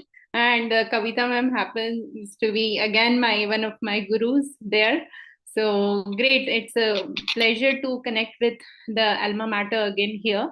And with a lot of folks from IIM Bangalore as well. So because I also did a 10,000 women program course from IIM Bangalore, a couple of colleagues here, and again, awesome to listen to all of you. Talking about the journey, so when I passed out from IIT Mumbai, as usual, we get crazy for the jobs and the packages, right? Being in IT field. I started with an MNC company called Veritas. Again, Radha is sitting with us. She was the one who brought Veritas to India, and she was the CTO of the company then when I joined as a fresher.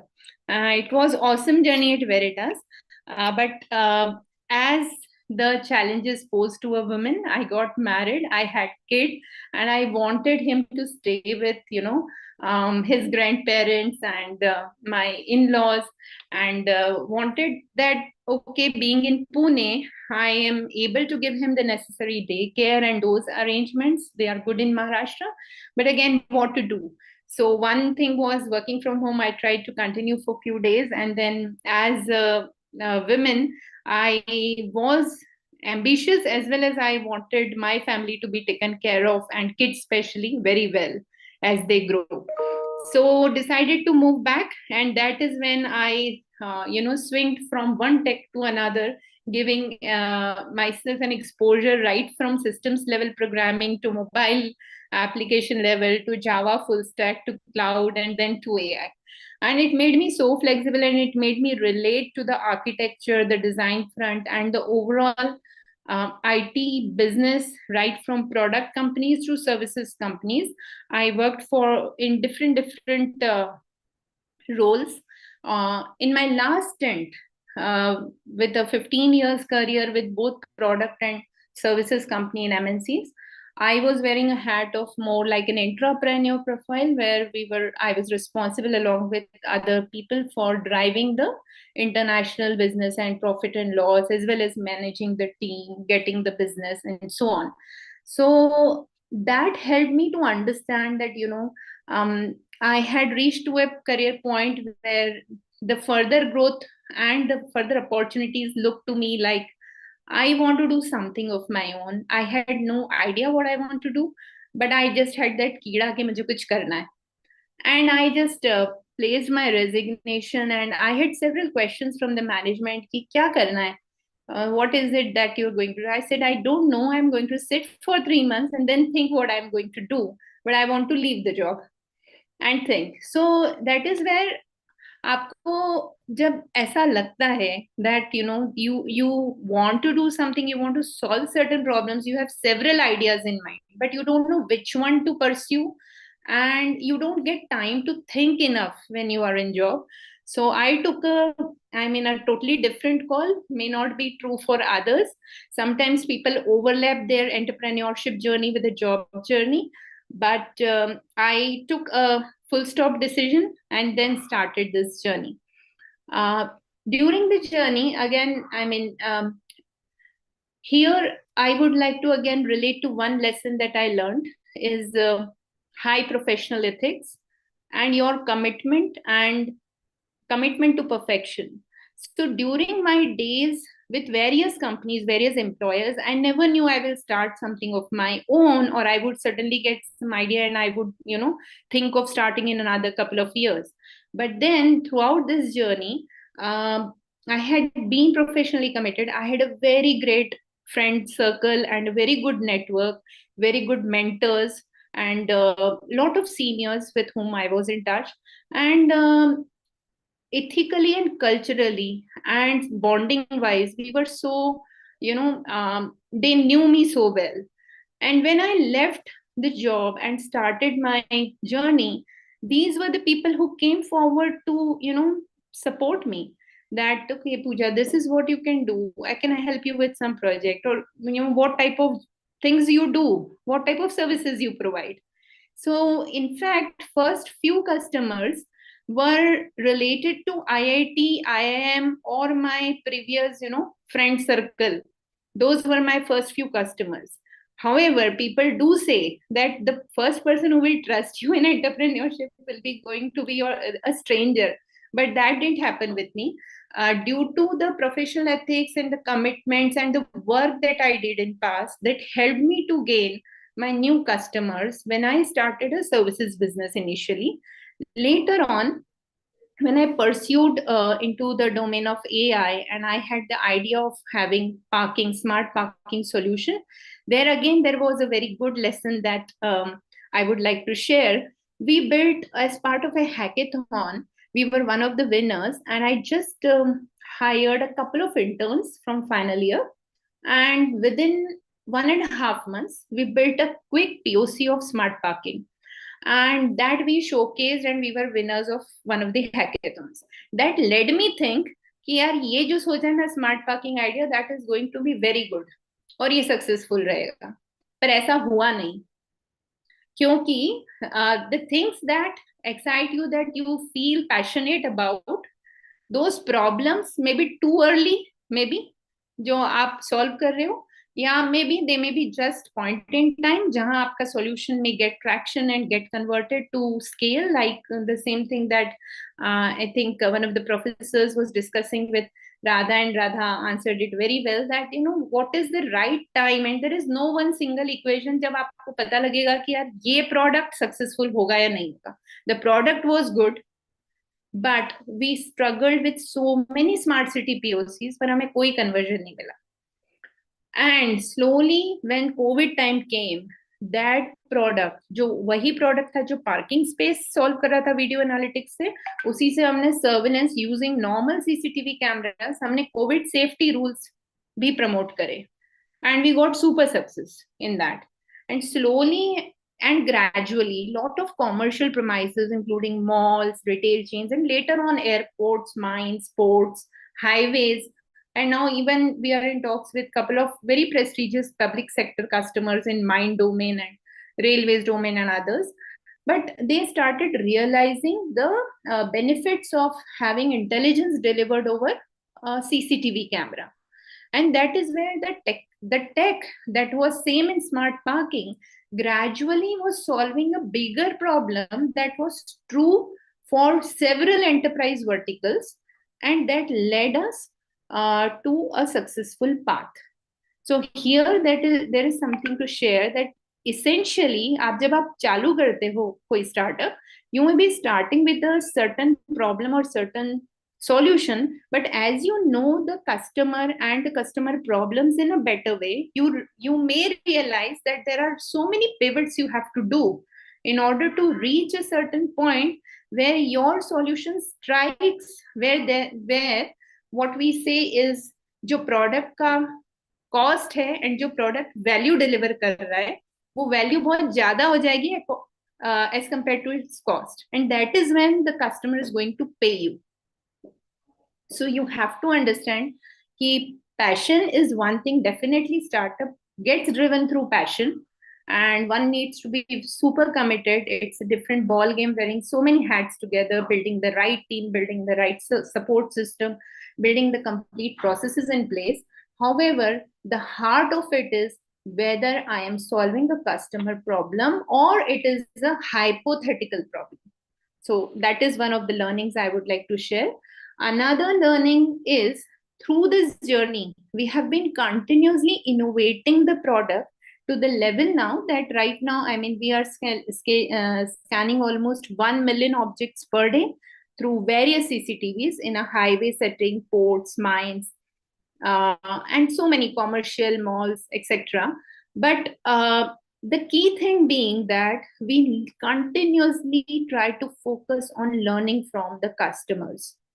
We do not try to invest our minds into something which is hypothetical now. That was a very, very hard lesson I learned initially with smart parking, going for pilots for almost 1.5 years. And Radha knows my story very well. She has been mentoring me time and again. And वो हमेशा question करती थी पर ROI कहाँ है?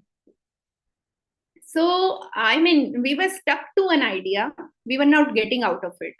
It was a hard lesson learned. When we actually leverage the same tech stack and the same skills to solve a wider problem which actually existed in the customer market, when we fine-tuned it further to make it work for people where the value driven was more than the cost, we started getting success. So that is another mantra I wanted to give, that, you know, be customer focused or customer centric thought process has to go into the product rather than looking for some hypothetical idea. Second is, as you evolve towards the product and as you know your customer and the domain well, it will so happen that you will keep on realizing what features are actually needed. So don't try to build everything in one go. Try to go lean. Everybody, including bigger companies, top 5 are going so lean that nobody minds abhi sab kuch agile methodology pe hota hai. So you have to carve out your MVP, minimum viable product. And minimum viable product is something in which you take up certain value propositions that you want to deliver to the customer, build a product that is targeted to analyze those value propositions getting achieved and how the customer is using it, and then analyzing that, okay, this is how the customer has used, and these top 5 value propositions, these 2 have made a lot of sense. So maybe you may go through the cycle of moving ahead, going back, again moving ahead, and going more leaner and faster release cycles. So that is where I want to share my third lesson, which is fail fast and grow fast. तो आपको जल्दी release, आपको इतना भी जल्दी नहीं करना है कि कस्टमर को ये रियलाइज नहीं हो कि आपका डेल्टा रिलीज क्या गया है, डेल्टा फीचर्स क्या गए हैं, but you should focus on MVP to start with, and then smaller chunks of features which can be validated with the customer, where you get total feedback all the time, and this comes in a loop, and the feedback of the previous release acts as an input for the next release, and this cycle goes on. So for certain things you may face failure, that okay, मुझे लगा था ये feature बहुत काम का है, let's say कि हमने मॉल्स को दिया कि फुटफॉल काउंटिंग कर सकते हैं वो, एंड एज ग्रुप जेंडर कर सकते हैं, प्लस ड्रेस कलर एनालिसिस कर सकते हैं for the thousands of people that enter the mall on a daily basis. But maybe later on they realize कि dress color for some malls it is useful, some mall it is not that useful. So that rule, as that analytics may not be selling very well with all the customers. But age group gender is more of a primary requirement where they want to know their customer better in terms of demographics. So there you are focusing more now because you have learned through that iterative cycle. Correct? And through all this, I would now like to close my story at this remark that there are 3 mantras to success that I consider is perseverance, persistence, and patience one needs to have in order to become an entrepreneur. It is not, you may be a male or a female. The challenges definitely are different for women. But being women, I would say building great organizations, we specialize into that because that's an art. Great organizations actually have culture as the foundation. I am so humbled to share that in Smart, we have almost 0 attrition till date. We started in 2018, And whoever has joined as pillars still exists. I mean, the team is started as interns and they are still 6-7 years already with us. So pay focus. It is not that unke paas options nahi the. It is not that they are not enough educated. They are from very good colleges, all. But point is, agar aapne aapka jo dream hai, the founder has to have the dream propagated to the founding team, and you need to have a very strong team in place. Secondly, this will not work unless you have a great value system and culture in place in your organization. So trust and respect are the first rule in our organization, and the second is that there is no compromise on culture. कोई भी अगर select भी होता है, so the major focus is on the value system in my part of interview, because आप सब कुछ सिखा सकते हो पर वैल्यूज और एटीट्यूड नहीं सिखा सकते हो. So that is so important, because एक छोटी सी मछली भी तालाब को गंदा कर सकती है. It is very important for startup to maintain this great value system and culture and the ecosystem, क्योंकि जब छोटा ऑर्गेनाइजेशन है तो ये चीजों की बहुत ज्यादा वैल्यू, बड़े के लिए भी बहुत वैल्यू है, लेकिन बड़े में कई बार ऐसा होता है कि founder delegates these tasks to so many managers and so many higher position people. You have to trust them that the right hiring is happening. But छोटी ऑर्गेनाइजेशन के लिए तो ये मतलब या तो आर या पार वाली चीज हो सकती है. If you have the right people, you may succeed with a great idea, with a great solution that targets the right market. But if you don't have the right team, you won't be able to deliver well, and you won't be able to support your customer, and you will still fail, even if you have a great idea. So there is a lot of importance I would like to emphasize on building the right culture in the organization and the value system. With this, thank you so much for your time, and humble to listen to all the speakers. I'm open for any questions. Thank you. Thank you so much, ma'am, for sharing your experience.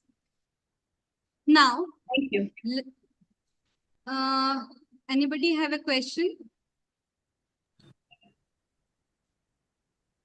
Okay. So we I have a question. If okay, I okay, may. ma'am. Yes, ma'am, please. Ms. Pooja, you mentioned that often it's very important to understand if it's a hypothetical challenge that you're solving or an actual challenge. But in other side of the story, a lot of the most successful companies have solved for needs that the customer didn't know they had. So in that scenario, I feel like there's a very thin line in understanding if the problem that you're solving is hypothetical or a need a customer doesn't know that they have. So how do you then identify and understand the viability of your product, or if it's a proper business idea? Very good question. In fact, I would also like rather to contribute later and maybe other speakers. But my take on this would be, any idea, it's so difficult to say good or bad or it will be successful or not unless we validate it with the market. So initially the approaches, as we all know, being entrepreneurs, was कि हम survey करते थे, या हम customer demands, या हम research reports, and so many things are there to do the market research and understand the mapping is there or not for the SAM, SOM and TAM, those things. But ultimately वो सब चीजें भी आगे जाके questionable हो जाती हैं. That real market में, when you launch things like iPhone was launched by Steve Jobs. Now it was his dream and there was no known requirement per se for that product, but he created that requirement into the minds of people. So I would consider that very, very deep. However, so there would be two types of products we can consider to speak or think about. One is pure innovations, जो कभी था ही नहीं और इतना unique कुछ market में आया है, which is solving something very, very unique which was not solved before. And there is a completely like sort of blue ocean, you can say. So एक नई मछली आई है जो blue ocean में है, and how it paves its way and how it convinces the new customer segment to adapt to that. And second जो market है वो है red ocean, जहाँ पे धीरे धीरे कमोडिटी बन गया है जो प्रोडक्ट आउट हुआ है. So for again we have to understand from our idea perspective that हमारा idea distinguished innovation है, disruptive innovation है, या we are just trying to replicate which exists in the world. That is one thing.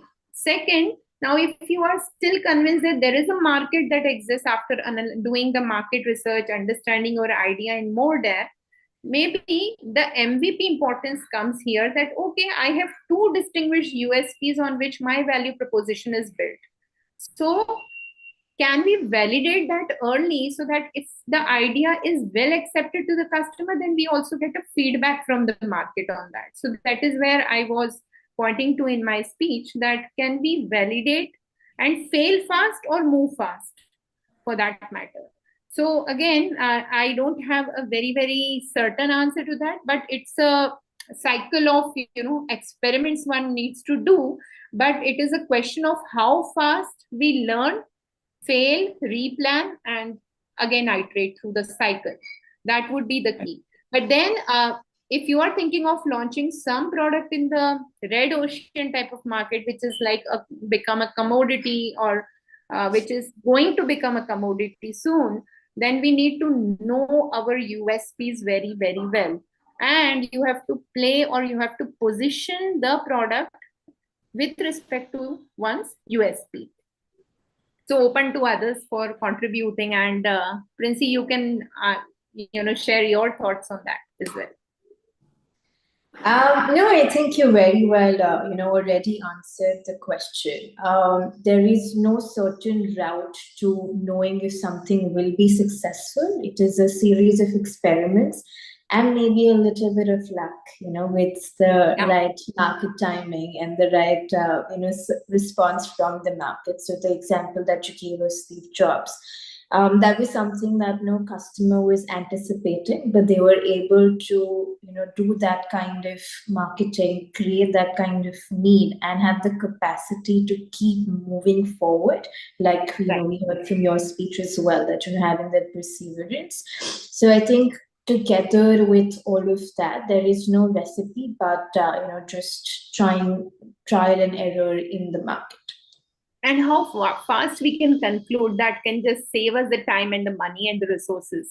Absolutely, absolutely. But I think the entrepreneurs need to be prepared for it, especially in cases, where you're bootstrapped and put in all your savings into, one startup.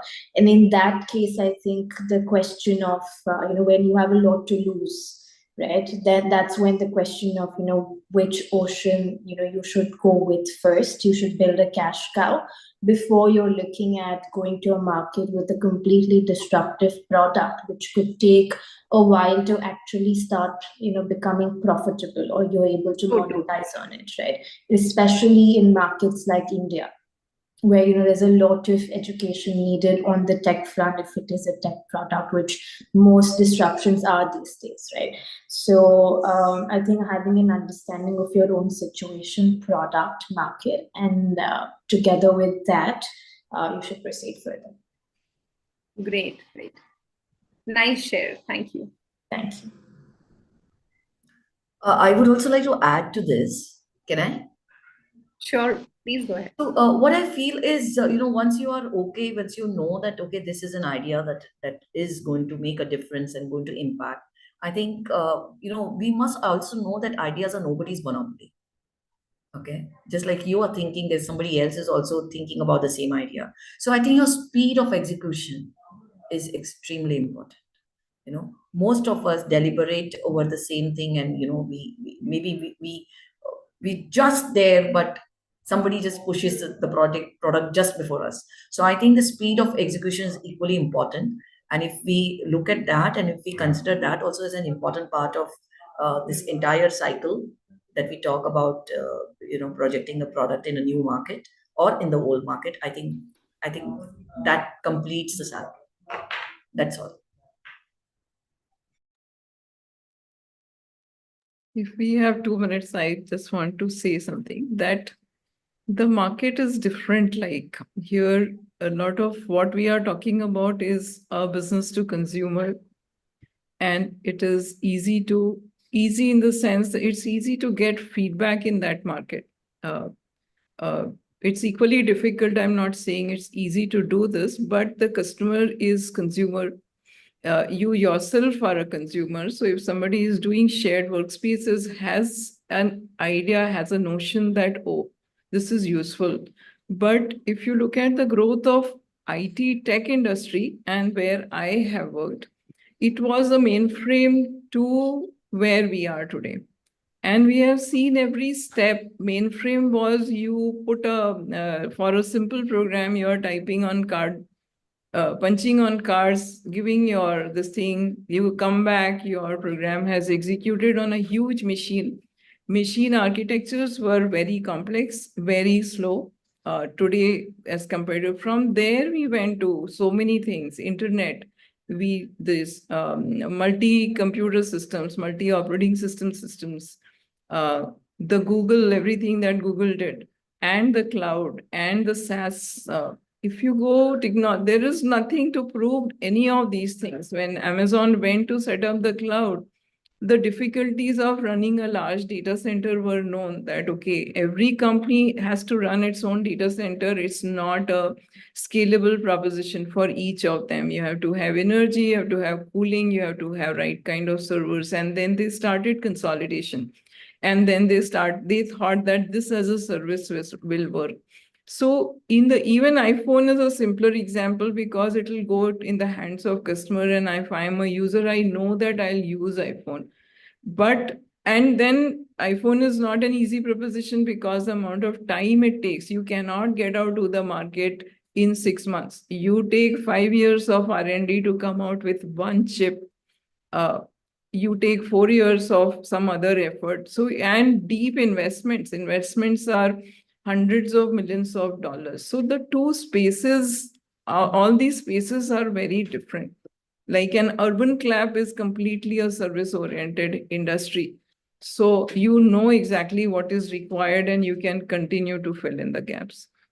So just wanted to give that perspective that building the large tech, deeper tech is a lot more consuming and very high risk proposition and very highly rewarding also.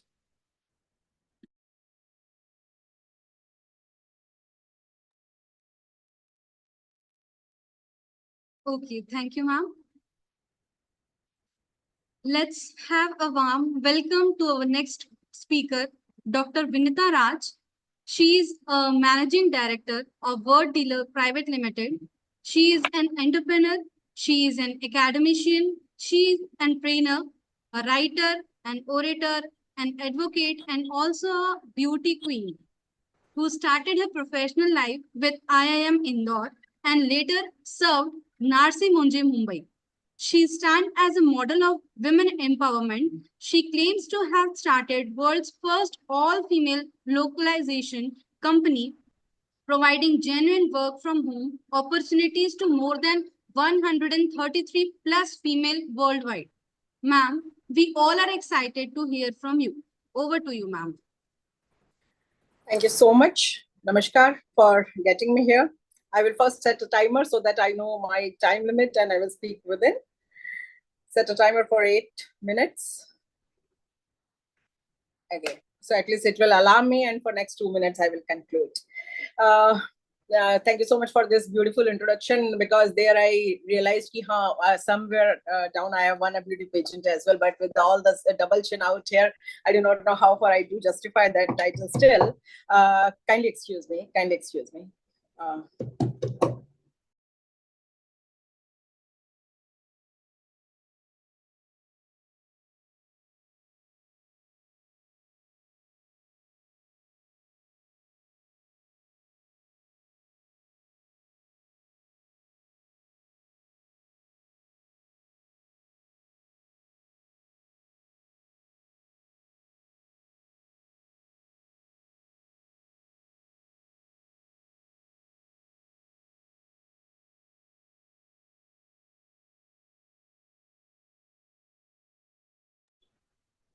I'm so very sorry, but I am alone at the place and there was some knock at the door and I had to go and address that.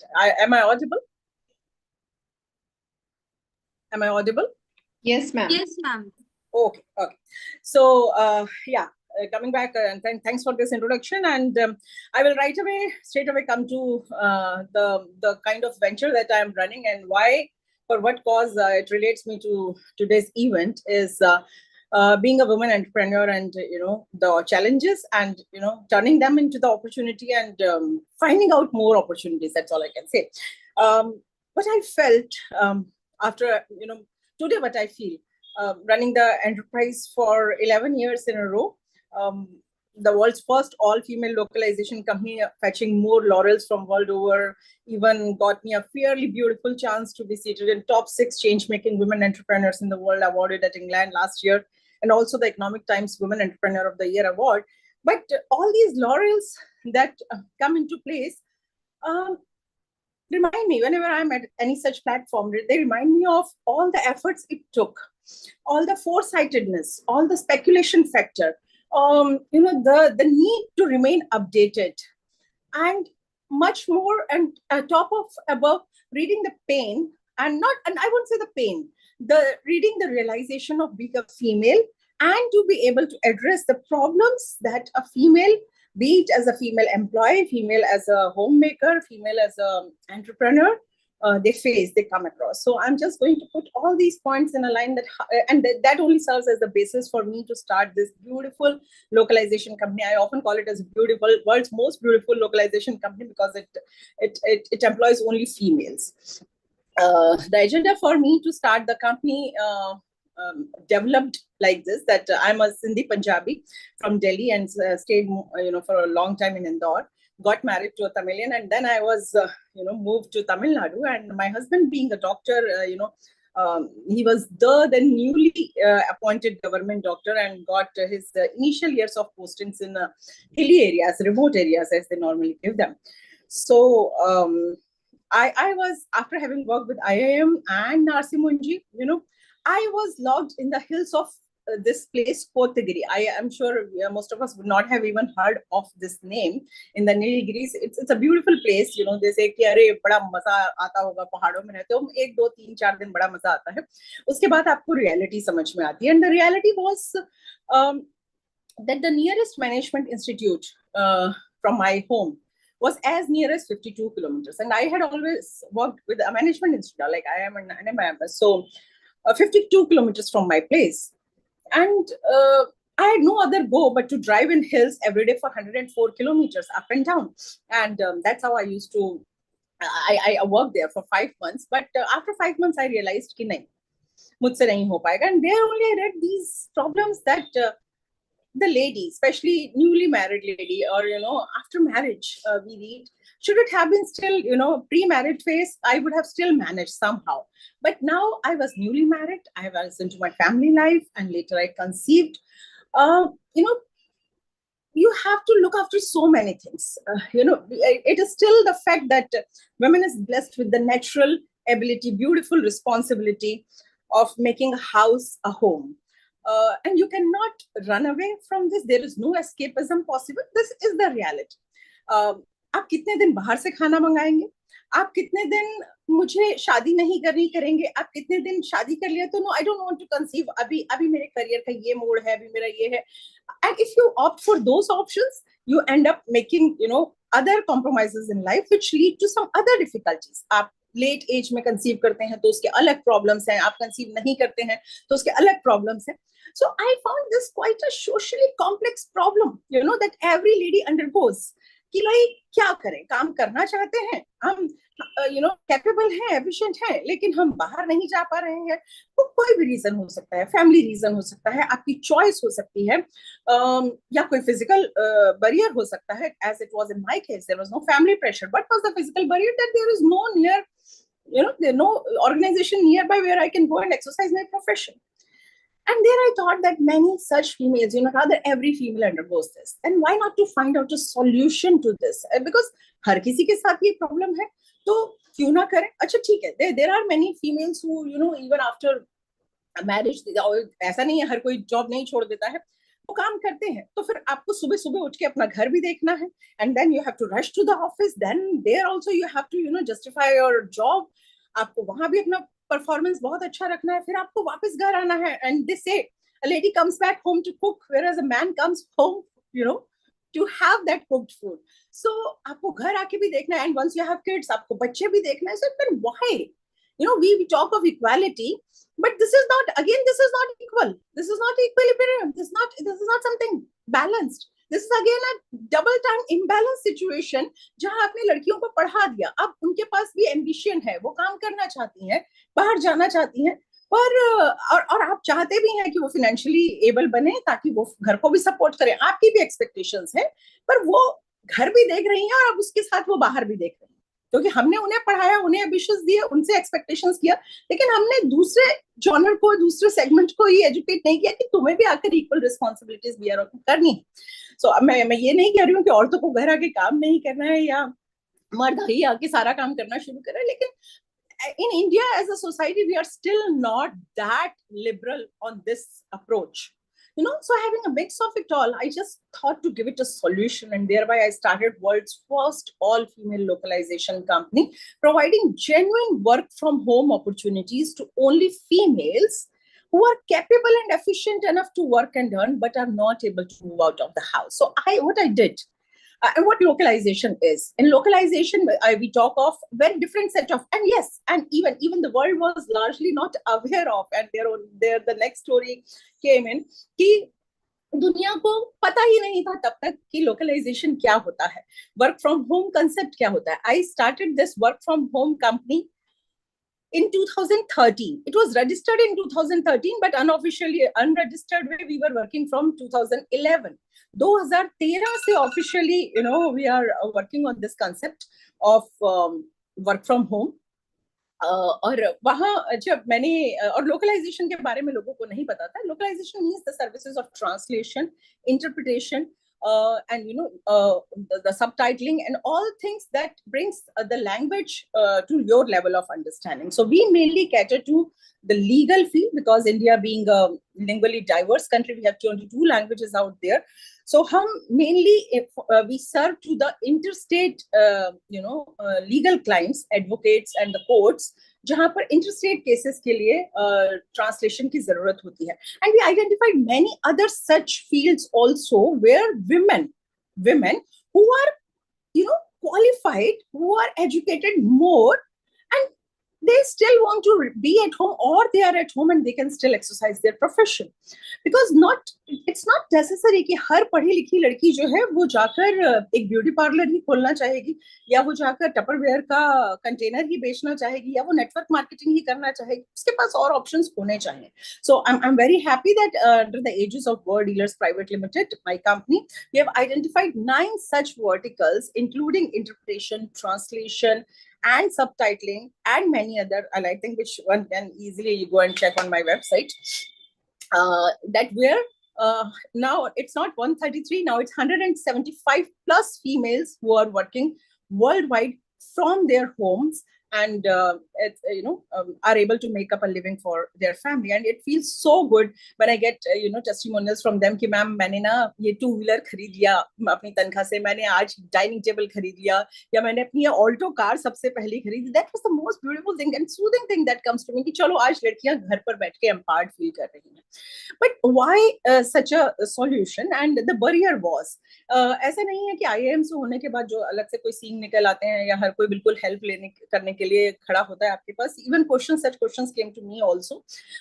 जब मैं पहली बार इस idea को लेकर, work from home का idea लेकर banker के पास गई, तो उसने मुझसे बोला कि अच्छा हाँ आपको लोन चाहिए. मैंने कहा मुझे लोन चाहिए, मुझे ये कंपनी एस्टेब्लिश करनी है. तो ही सेड कि ये लोकलाइजेशन क्या होता है. ठीक है, हर किसी को इसका मतलब नहीं पता, कोई बात नहीं. तो but he was not aware कि ये कोई ऐसी इंडस्ट्री है अलग से, ऐसा भी लोगों को नहीं पता था. तो मैंने उसे बताया कि इस तरीके की कंपनी है. देन ही सेड ठीक है, आपके ऑफिस का खसरा लेकर आ जाओ. देन आई सेड कि खसरा नहीं है, मैं ना वर्क फ्रॉम होम कंसेप्ट पे, मैं तो अपने घर के सोफे पे बैठ के अपनी कंपनी स्टार्ट कर रही है मैंने, और हम लड़कियों को ऐसा इकट्ठा करके घर पे काम दे रहे हैं, तो आप मुझे उसको आगे एक्सपांड करने के लिए लोन चाहिए. सो ही सेड मैडम ये क्या है, एक तो कंपनी का आइडिया कुछ नया सा है, नाम ही कुछ नया सा है, सुना नहीं पहले, मुझे तो लग रहा था कोई लोकल प्रोडक्ट्स है, लोकल एरिया में आपको प्रोडक्ट बेचना है, और आप ये वर्क फ्रॉम होम का कंसेप्ट बोल रहे हो, ऐसे थोड़ी ना होता है, एक प्रॉपर ऑफिस होगा ना आपका, उसका कोई वो, मैंने कहा नहीं, मैंने कोई ऑफिस रेंट आउट नहीं किया, मैंने कोई ऑफिस परचेज नहीं किया, मैं तो अपने घर से ही इसको चला रही हूँ। तो ही वाज नॉट कन्विंस्ड कि यार ये कैसे, पहली बात तो कंसेप्ट आपका लोकलाइजेशन मालूम नहीं है, दूसरा ये वर्क फ्रॉम होम क्या होता है किसी ने कभी सुना नहीं है, तीसरा a very direct question and quite surprising he asked me, ma'am are you sure, आप एक लेडी हो मैम, कंसेप्ट भी इतना अलग है, आप क्या बात कर रही हो, ये वर्क फ्रॉम होम की बात कर रही हो, आप कर पाओगी, और ये क्या है मैम, मैं तो इसमें डेवलप नहीं कर पा रहा हूँ इतना कॉन्फिडेंस, मैं इस प्रोजेक्ट को नहीं फंड कर पाऊंगा। This was the statement given by a banker to me. And the second alarming thing was when मैं अपनी जब इसका एक अकाउंट खोलने गई अपनी कंपनी के लिए, तो मुझे दूसरे बैंक ऑफिसर ने कहा, मैनेजर ने कहा कि आर यू श्योर आप प्राइवेट लिमिटेड रजिस्टर करके अकाउंट खोलना चाह रहे हो, आपने प्रोप्राइटरशिप क्यों नहीं खोली, इतना कितना बिजनेस जनरेट कर लोगे इससे, इसका टैक्स भरना आपको ज्यादा महंगा पड़ जाएगा, आपका पैसा नहीं निकलेगा इससे। सो आप एक इमेजिन कीजिए, and there also he also pointed out the fact कि मैम एक लेडी होकर आपको लग रहा है इतना सब कर पाओगे, मैनेज कर पाओगे, ऐसा तो नहीं है बस साल 2 साल शुरू करोगे और बैठ जाओगे। So this as a women entrepreneur, you know, these are the two challenges that I face, and I feel कि औरतों को मोस्टली ये चीजें फेस करनी पड़ती है कि एक सोशल फेथ नहीं है लोगों को आप में, हम में, तो उस चीज को तोड़ना बहुत जरूरी है कि हाँ एज अ फीमेल मैं क्यों नहीं कर सकती, आई मीन क्यों नहीं, व्हाट्स द प्रॉब्लम। और एज अ एंटरप्रेन्योर, अब अगर मैं एज अ एंटरप्रेन्योर आपको बताऊं कि what you ought to do is, अगर हमें इस सीलिंग को तोड़ना है ना, हमें इस ग्लास, इस बैरिकेड को तोड़ना है, तो सबसे पहले हमें हमें कुछ बहुत बेसिक चीजें करनी होंगी जो मैंने अपने बिजनेस में की, और जो मुझे लगता है everyone should know of these things is that number one, do a good research and remain updated. The company that I started was way before, मतलब कोई उस चीज के बारे में सोचता, इसे एज अ इंडस्ट्री डिफाइन करता, because I read this ecourts.nic.in where I gathered कि यार there are nearly 4 crore cases pending in different courts of India, and there are these 8% out of those 4 crore cases are pending only because of lack of translation services. Now there is this huge market available where in translation industry we are paid for every single word, right from 40 paisa to 2.5 rupees to 4 rupees per word, 8 rupees per word, and just look at those case proceeds जो इतने मोटे मोटे bundle वकील prepare कराते हैं, कितना words लिखा होता है उसमें, कितना पैसा जनरेट हो सकता है, 8% of 4 crore cases अगर पेंडिंग है, तो we have a huge volume within India, and where India serves only 3% to the complete industry worldwide. I have a long way to go, and I can and जब आप इतना अच्छा research करते हो तो आप में वो कॉन्फिडेंस आता है, तो जब भी आप कुछ किसी भी स्टेप पे, आप अपना कोई भी एंटरप्राइज आज शुरू करने के बारे में सोचे, तो आइडिया हम सबको, मेरे फेलो पैनलिस्ट ने बताया कि हमें बहुत आइडियाज आते हैं, we get a lot of ideas, yes we do, लेकिन जिस भी आइडिया पे आप इंक्लाइंड होते हैं, एक चीज बांध के रखिए कि उस पर बहुत अच्छी रिसर्च कीजिए, because once you do the research you are confident and you can, you are ready to face the world, and all these people who are so inconfident about you being working on some new idea and then you being a lady, उन सबको at least आप बता सकते हो, मैं ये नहीं कहूंगी उनको अच्छा जवाब दे सकते हो, हमें किसी से लड़ाई नहीं करनी, we are no state of war with anyone, we don't need to prove like this, but at least to confidently put forward your point, you should be ready with the good points. So the research gives you that, because I remember सबसे ज्यादा पलायनवाद, सबसे ज्यादा इनकॉन्फिडेंस आपके अपने घर से शुरू होता है। मेरी मम्मा, मुझे याद है जब मैंने कंपनी स्टार्ट करने के बारे में बात की, तो मैं जब रात को खाना खाती थी तो मेरी मम्मी रोज आके मेरे सामने ऐसे बैठ जाती थी और वो मेरे को ऐसे घूरती रहती थी। तो आप जस्ट इमेजिन कीजिए 2-3 दिन आप खाना खा रहे हैं और कोई आके आपको ऐसा घूर रहा है, it's so strange. And one fine day I asked her कि पिंका वाज हर निकनेम, तो मैंने उनसे कहा पिंका क्या प्रॉब्लम है आपको, ये रोज ऐसे मुझे क्यों घूरती रहती हो, तो she said I think you need a psychiatrist. And I said अच्छा क्यों? शी सेड ये आईआईएम और नार्सिंग छोड़ के कौन ट्रांसलेशन खेलता है, आर यू श्योर ये कंपनी चलेगी, क्या मजाक कर रही हो तुम अपने करियर के साथ, हर वर्ड्स और क्या मजाक कर रहे हो। And mind your friends, she is the same lady जो कंपनी के प्रोग्रेशन के साथ कंपनी में पार्टनर बनी।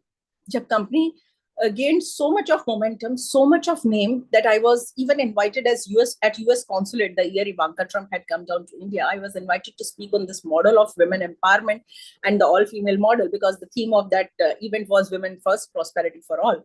So when she saw me standing there, and then her statements used to be, मुझे तो हमेशा से ही पता था इसमें स्पार्क, मेरी लड़की कुछ कर दिखाएगी. So from you need a psychiatrist to you have a spark. I told her at that dining table, I very well remember my words were, Mama, मैंने इस पे बहुत अच्छी रिसर्च की है, मैंने इस पे बहुत अच्छी रिसर्च की है और ये बहुत अच्छा रिजल्ट यील्ड करेगी, और इसने किया. Today you go to any court in India, I'm so very proud to say we are having a network of 40,000 plus advocates worldwide in our network through different teams. The members that I have, they maintain that network. And you go to any court, and including the Supreme Court of India, and you ask for translation, yaar hamara ye case atka hua hai, main translate karana hai. 2 out of 3 replies will indicate you, divert you to my company. And that is the achievement that we have made. So the one thing, good research. Second thing, you have to consistently remain updated. आपको बहुत ज्यादा देखिए technology, मेरे fellow participants ने बताया कि technology is changing day by day, हर चीज बदल रही है, बहुत तेजी से बदल रही है. आपको अपडेटेड रहना बहुत जरूरी है. आज मैं लोकलाइजेशन कंपनी चलाती हूँ, but I have a big threat. I am updated that not only AI is providing, or chat GPT and all these things are providing solution to all, many things. और आज के कुछ समय बाद बहुत सी jobs जो है वो किसी काम की नहीं रहेंगी. Similarly, Google already is working on this translation model. Already Google Translate is there. Thankfully, अभी तक वो उतना अच्छा नहीं कर पा रहा है, but that's a big threat to me as a company कि मैं और मेरे सारे employees आज translation का काम कर रहे हैं, आगे आने वाले समय में हम क्या करेंगे. आपको उसके लिए अपने आप को अपडेट करना पड़ेगा. Once this AI came into picture, I was the first person in my company जिसने AI पे कोर्स एनरोल किया, और मैंने उसे पढ़ा कि मैं जो नई टेक्नोलॉजी है उसके साथ इनकॉर्पोरेट करके मैं अपने बिजनेस को कैसे स्केल अप कर सकती हूँ या कैसे सस्टेन कर सकती हूँ. In parallel also there is advice, updated रहिए, लेकिन और वेंचर्स और ऑल्टरनेट्स को भी हमेशा खोल के रखिए, क्योंकि यू नेवर नो, जिस तरीके से दुनिया की सूरत सीरत बदलती जा रही है. आप बहुत से बिजनेसेस हैं, कोविड हैज शोन अस कि इट इज सो अनप्रेडिक्टेबल, और अगर ये इतना अनप्रेडिक्टेबल है तो आपको किसी भी चीज के लिए कभी भी तैयार रहना चाहिए. So I have already started working on different other verticals also जहां पर हम एक्सप्लोर कर सकते हैं. My third point is, and the last point, जब आप ये सब कर रहे होते हैं तो in due course of time, network network network. आप जितने ज्यादा सुने जाते हैं, जितने ज्यादा लोगों तक अपनी पहुंच बनाते हैं, जहां जहां तक आप दिखाई पड़ रहे हैं, जो दिखता है सो बिकता है. और अगर आपको मार्केट में अवेलेबल रहना है, आपको मार्केट में अपनी स्टैंडिंग रखनी है, it is very very important to have connect. मैंने इसी सेशन के दौरान अपने फेलो पार्टिसिपेंट पैनलिस्ट को अपना मैसेज और इंस्टा आईडी छोड़ा, और मैं आप सबको भी अपना इंस्टा आईडी जरूर देना चाहूंगी, और मैं चाहूंगी मेरी सारे ऑडियंस मेरे साथ जुड़े, क्योंकि मैं चाहती हूँ मैं हर इंसान को जिसके साथ मैं जुड़ती हूँ अपने बिजनेस के बारे में बताती हूँ, because word of mouth publicity plays a big big role, not only in my industry but rather in every industry. हर किसी को बिजनेस चाहिए, तो नेटवर्क बढ़ाइए, लोगों के साथ कनेक्ट कीजिए, बात करने से बात बनती है. My insta ID for that sake on that note is Mrs_Vinita_Raj. I repeat, MRS_VINITA_Raj, Mrs_Vinita_Raj. So I'm very much available and I respond too quickly. So network is very important. I never miss even a single event. There is a special team member dedicated in my team to this work ki identify karo kitne localization से related events हो रहे हैं साल भर में, कितने women entrepreneurs से related events हो रहे हैं साल भर में. जाओ, एनरोल करो, मुझे एनरोल कराओ, मैं जाना चाहती हूँ, पार्टिसिपेट करना चाहती हूँ. लाइक माइंडेड लोगों के साथ जितना ज्यादा जुड़ेंगे आपकी एनर्जी उतनी ज्यादा बढ़ेगी, और ये एनर्जी बहुत जरूरी है. प्रिंसी टोल्ड कि बहुत जरूरी है आपके साथ को एंटरप्रेन्योर्स हो, क्योंकि आपसे बहुत अजीब अजीब सवाल पूछे जाएंगे. शादी कर लोगी तो क्या होगा, मुझसे पूछा गया था. शादी कर अभी मुझे जब उस मैनेजमेंट इंस्टीट्यूट में काम के लिए मैं जहाँ गई, तो उन्होंने कहा मैडम पर अभी तो आपकी शादी हुई है, you are lately got married, तो फिर तो आपका बच्चा होगा, घर पे रहना होगा. ये ये सारे सवाल आपसे पूछे जाएंगे और ये फैक्ट है, ये आपके साथ नेचुरली जुड़ी हुई चीज है। आप लेडी हैं, आप ही एक बच्चे को पैदा करेंगी, तो why not to turn that, you know. और as she rightly said, Princy rightly said कि मैं अपने होम स्टाफ को भी ध्यान से चैनलाइज कर सकती हूँ और मैं दूसरी चीजें भी कर सकती हूँ। Need to work on such models जहां हम दोनों चीजों को बहुत बैलेंस करें, क्योंकि as a lady feel proud कि आप ज्यादा बैलेंस कर पाती हैं। बट हाँ, हमें इतना ज्यादा भी बर्डन अपने ऊपर नहीं ले लेना है कि हम टूटने लगे। सो इस बैलेंस को बहुत स्मार्टली बैलेंस करना जरूरी है। And the last point that I want to say, that's for sure the last point, is that go and find out the untouched ventures. ऐसी ऐसी इंडस्ट्री में काम करने की कोशिश कीजिए, ऐसे प्लान्स पे काम करने की कोशिश कीजिए जहां तक किसी ने अभी काम ना किया हो, क्योंकि वहां आप अकेले नहीं होते हैं, वहां आप पायनियर होते हैं, वहां आप पाथ मेकर होते हैं। और जब आप पाथ मेकर होते हैं तो आप बहुत रिस्पेक्टेड होते हैं। तो इस चीज का भी आपको ध्यान रखना चाहिए। So with that I conclude, and and a humble request to all fellow female panelists and to my audience at large. This is just a suggestion. I mean, इस पे कभी भी हम डिबेट कर सकते हैं, बात कर सकते हैं।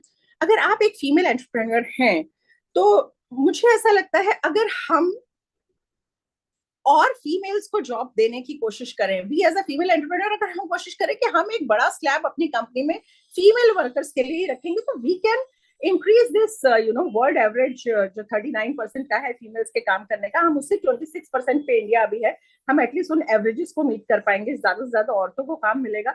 और हम जो फीमेल एम्पावरमेंट की और इनकी बात कर रहे हैं, मुझे लगता है हम उसे अमली जामा पहना पाएंगे। Thank you so much. Hope I contributed in my way, but I have taken a lot of time. I'm really, really sorry for the same. Thank you so much. Bye-bye. Thank you so much, ma'am, for sharing your experience. Our last speaker is of this event is Dr. Malini Manoharan, ma'am. She is an entrepreneur who has made significant contributions to the field of science and technology. She is a co-founder and director of Deepnomics Labs Private Limited, a data-driven technology company focused on developing products in clinical diagnostic. She has excelled in design and developing novel bioinformatic platforms and analytical methods for large-scale data analysis. Please share insights with us, ma'am. Hello, everyone. Thank you for the introduction. And it's been a great couple of hours that we've been spending here. A lot to learn from, many experienced entrepreneurs. So I'll just quickly talk about my journey and why I chose to become an entrepreneur, and then probably tell you what I learned, what is important to run a business from my perspective alone, and also a little bit on what it takes to become an entrepreneur. What are the qualities that I believe is important, and what has helped me. So I started off. I am from a place from Tamil Nadu called Coimbatore. And it's not like I had a very strong financially well funded family background as such. I have started from scratch. I have borrowed loans to complete my educations, be it undergraduation, masters, or whatever. And then I chose to, I did find a job at the end of the masters. I could have chosen to pick that job. But then I wanted more, because you can always find a small job and then get suited there when you're actually in a financial constraint and all that. But there is always a lot of opportunity. So I wanted to explore. I took a train. I came to Bangalore by myself. I was not scared. I went about asking for intern positions and all that, and then I got placed into a institute, very famous institute in Bangalore, called the National Center for Biological Sciences by Tata Institute of Fundamental Research. I started off as a project trainee. I did my 6 months MSc project training there. And then I got absorbed for PhD. My mentor asked me and requested me to do PhD with her. And then having a job offer in hand, I still, let it go. And then I said, no, I'll study further. I'll do my PhD. And then I went to France for a couple of years. I did finish my PhD. I came back to India. Um, I came back to India. I got married. I was committed when I was in undergraduation. We had a long distance relationship, and I got married when I came back to India after I finished my education. So I was clear in what I wanted to do. I said I will get married to you when I am 25, and my partner was willing to wait. I finished my PhD. I came back, and then I again did a postdoc in the very prestigious Indian Institute of Science. And I don't know, believe it or not, it was like I planned what I wanted to do, right? So I knew that there is going to be a maternity phase because I'm a woman. So I planned for it. So I did a postdoc where my child would need me the most, that during the pregnancy and the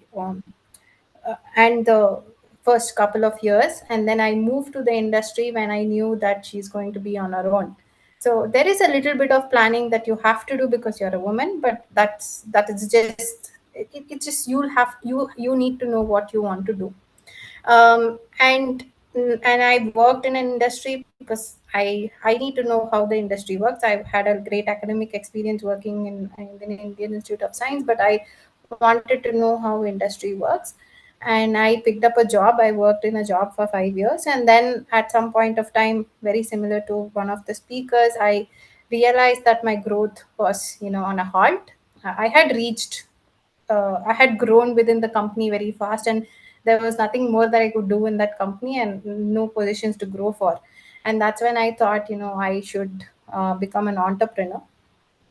And I actually built this company with COVID.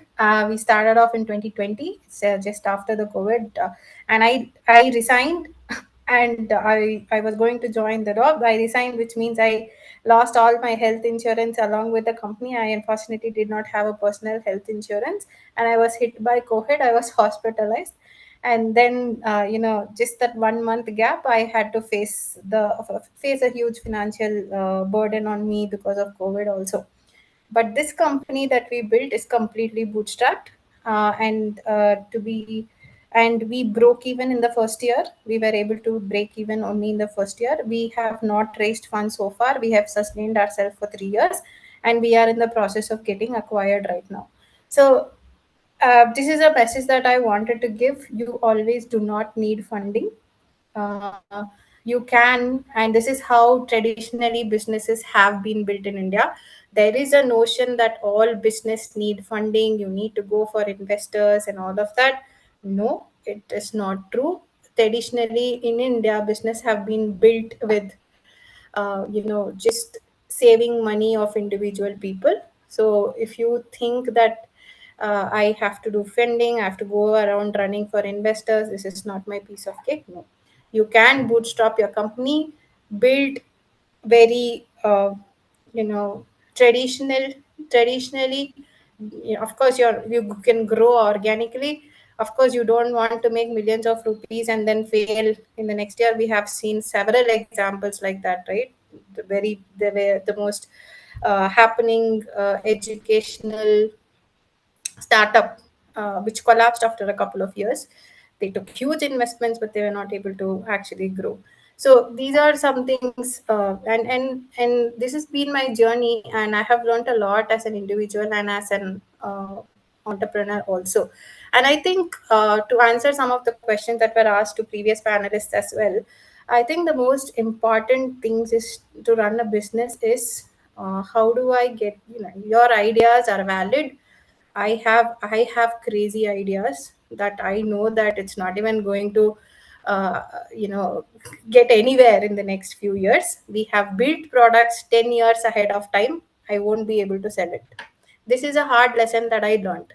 So we have built health tech products, I know, are going to be very useful down the lane in 20 years. But now I cannot sell that product because I built it ahead of time. So the first lesson I learned of being an entrepreneur is you need to know whether a problem exists or not. Your problem should be real, and you can identify this problem anywhere, right? How were broomsticks invented? How were, just think about it, right? How was mops invented? because we have maids.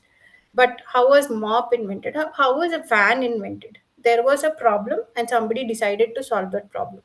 So your first idea, if you want to become an entrepreneur, should come from a problem itself. And this is called the design thinking protocol. There are courses that are being taught, and it's as simple as this, right? Is there a problem existing that you're trying to solve? It can be something small. Early in the morning, just to give you an example, early in the morning, many moms are nowadays struggling to pack their food. And then there came Monkey Box, which is a startup that went to the school and said, you just order it and we will deliver fresh lunch to your kids. Mothers were okay with it. So these are some, you should identify the problem first, then build the idea. It's not like you have an idea and then you see if you go and try to fit it into the society. That never works. And this is coming from experience, right? I had a brilliant idea, but I found it very hard to stick it into the society or the professionals that you're building for. So we built a product that is specialized for clinicians. But now clinicians' ego doesn't allow them to use an AI because they think they are gods. Now I can't go, I will take another 10 years to change their mindset. So you'll have to identify your problem, validate your problem, validate your users. Of course, in Pooja, she said it's customer, you should do customer customizations and all that. You need to understand your customers. Understand your customers end to end, right? Their mindset. Are they going to get adopted to it? What is the time frame that they would take to adopt to it? Even new technology, right? Even when Google and Paytm, the GPay and Paytm came, I waited for 2 years to actually do an online transaction because I was afraid that I will lose my money. Tak tak tak kyun karna hai, right? Why should I do? How is it safe and all that? So there is a time span that every business needs to. Adaptability is also something that you have to consider and give leeway for that if you're building a business. And the next important factor is network. The person who just spoke before me, she's already contacted me, sending her a number to me, and I understand how much she values network. And that is the most important thing for you to run a business. You cannot sit in a room and say, I am building a business, I have a great idea. No. How men are able to build business faster? They go to a bar, they sit around and they make deals over a beer. No, this is fact, because they know internally किसको किससे बात करना है and how to talk and where to talk. This happens, and if you're hesitant to do that, then don't even do it. Network is the key. Any problem you have to solve that, you need a network. And in business, I'm telling you, there are thousands of problems you will face every day. And the third aspect is execution. You have to have a clear plan on how you're going to execute it. Having an idea is great, you might be a mastermind, fine, but do you have a plan to execute it? You need that execution plan, be it small things, and you can learn this from small things, right? To be honest, I learned it from my kitchen. I am an entrepreneur. I have very limited time, and I am the resource, and I have multiple reports. Say I have 4 burners. In my mind, before I start cooking, I plan on what I should put on those 4 burners, because I have 45 minutes to 1 hour to decide what I'm going to cook for my breakfast and lunch for my children. So I plan that in my head first before even I start executing it. So that kind of helps me finish things faster. And this is something that very simple. I learned it in the kitchen. That if you plan ahead in your mind based on how, it's very simple, right? Say problem A it's going to take 30 minutes for me to solve. That should be the first one that I'm solving, because it's going to take longer time to solve, right? It teach demands more time. So this is how you have to plan and then execute. And of course, and the other major criteria is, do not fear of failing. I mean, what is going to happen? I mean, nothing is going to happen. What, you're going to not have some amount of money in your bank account for a while? It's fine. You are knowledgeable, you have been determined, and you have you started off with this idea of becoming an entrepreneur. You again start from scratch. It's okay. And the fail fast approach that someone mentioned, that is something that I also believe in. You want to test it fast. You have to put in all of yourself, all of your finances, all of your time. Test it. And if it fails, it's okay. And every failure teaches you a lesson that is very, very, very valuable. And the other thing that I wanted to talk about very quickly was, what is it as a personality you need to become an entrepreneur? Do I need a lot of finances? No, I don't need a lot of finances. You can start from your basic savings. You can start. Thyrocare was built on 500 rupees and sold for 5,000 crores. Okay, so they did not fear. I mean, it did not, any business for that matter does not need large finance. And if you are determined, like someone mentioned, the environment helps you. I did not know. So there are so many. I think the government has changed a lot, and the mindset of people have changed a lot. You have Startup India, you have Startup Karnataka. Because I'm in Bangalore, there is Startup Karnataka. They give you funding. They value your ideas. Of course, they take their own time. Government agencies have a lot of documentations, and you need a lot of patience. But there is help around. There is Goldman Sachs 10,000 Women program where I met all of these people, Pooja and others who are actually being panelists here. So you will get help, and you need to learn continuously. Okay, I am a scientist, fine. I do not know how to do marketing, go learn it. Nobody is going to come and do it for you. If you're going to trust somebody else to actually run your business, it's not happening. You need to know marketing, at least to monitor how the marketing guy works. So you have to learn. It's a continuous learning process. And there are three things that has made me what I am. Is I am responsible for creating what I want, and only I am responsible. My family was not does not have a rich background. My father was not rich. My husband is not supporting me. I have a special child. My child is 2 years old. None of these are problems. If you are determined and if you take charge and you believe that you are responsible for creating what I want, all these problems will not even look like problems. Everything can be figured out. There will be some way that you will be able to figure out. It's up to you. And then I complete what I start, and this is something that has been my mantra from childhood. I start something, I like to finish it. You always see the end. Do not give up at all. Be it just writing a letter or finishing your notes. If you start it, finish it. If you're not do not have the time and determination to finish it, don't even start it. So if you have made your mind to start something, make sure you finish it. If you're not able to finish it at the rate of what you want to expect it to be, at least get a meaningful end to whatever you're doing, right? So that is very important. Do not convince yourself ki ye kaam nahi kar raha hai, it's okay. No, you can make it. Every problem has a solution. And one other thing is, you don't have to be better than somebody else at all. And this I've always believed in. You just be a better version of yourself every day. Yesterday I know so much. Today I learned this. Yesterday I did not know about mutual funds. Today I know about mutual funds. Good. I'm a better version of myself. That is more than enough. That person is growing this way. This person, of course, you can learn from their experiences. I'm not saying no, but make do not let that hit on you. It's okay. I mean, you can go slowly, it's fine, but you make sure that you become a better version of yourself every day. I think that is the key for being a successful entrepreneur. And there is a very nice book called Blue Ocean Strategy. You don't always have to copy businesses, right? Zomato copied Swiggy, Ola copied Uber, and when those things happen, it's a very different game of a business that you have to do. But if you have to build something out of the box, then you have to think out of the box. And these are some this is a very amazing book that I studied, which is called Blue Ocean Strategy, where you which are revolutionizing businesses, and we also have to think. And before I leave, all in all respect, all due respect, call yourself entrepreneurs. Do not call yourself women entrepreneurs.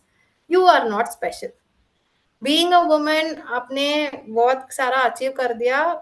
No, take that out of your head. Okay, you are an entrepreneur. You are running the race with the men. You run the race with the men. Do not make yourself special. You don't have to be treated special. You don't have to feel special. You decided to take a journey. Take the journey with the rest of the folks. Okay, as a woman, at least I do not like Women's Day, celebrating Women's Day. I do not like feeling special that I'm a woman. Mera sara responsibility. I do not cook food for my family because I'm responsible for it. I cook food because I love to cook for my child, and I love that she loves eating what I cook. And if I don't want to do it, I don't do it. It's okay. Don't think that मेरे पास इतना सारा responsibility है and I still achieved a lot of things. No, it's okay. I mean, unless you get out of it, nobody can get you out of it. So call yourself entrepreneurs. Don't feel special that you're women entrepreneurs. And when you actually do that, no, you will be able to run faster than all of the other entrepreneurs. You will run faster than the men. The minute you think I am a woman, I have so many things to do. मेरा periods हो गया, मेरा menopause हो गया, ये हो गया, but I'm still achieving and all that. You will still be sitting thinking all of this. But it's okay. Just run. No, you're also an entrepreneur. Just run with all the other entrepreneurs. So this is what I wanted to convey here. Thank you, guys. Very well said, ma'am. Thank you. I now invite Professor Mohita Kushwaha ma'am to propose words of thanks.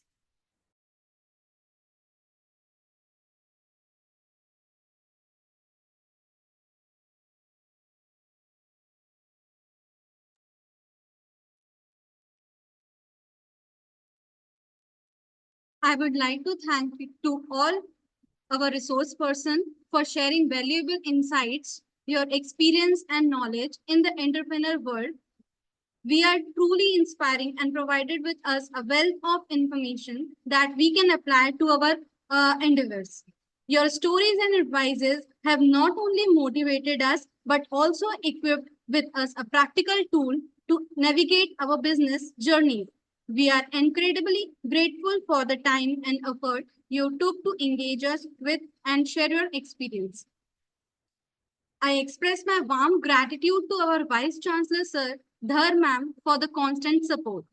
I want to express my sincere gratitude to Dr. Kavita Ma'am for organizing this event, and thank you, Dr. Anu Ma'am, for hosting such a fantastic event smoothly.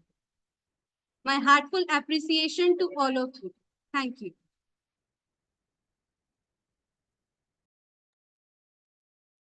Thank you. Kavita ma'am, would you like to add something?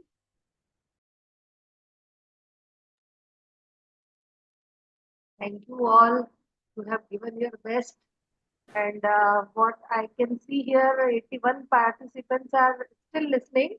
We have started from around 140, and 81 after 3 hours means they are benefited after this session. So thank you, all of you. Thanks to our technical team who have supported us, Dr. Anand Rajawat, Dr. Shilal sir, and all for their full support to this event. I have a request here. I missed the the frame in the morning. I mean, in the beginning because I was not, Okay, I couldn't enter this. Can we have a group click once more? Yeah. Everyone, If we all can. turn on your videos.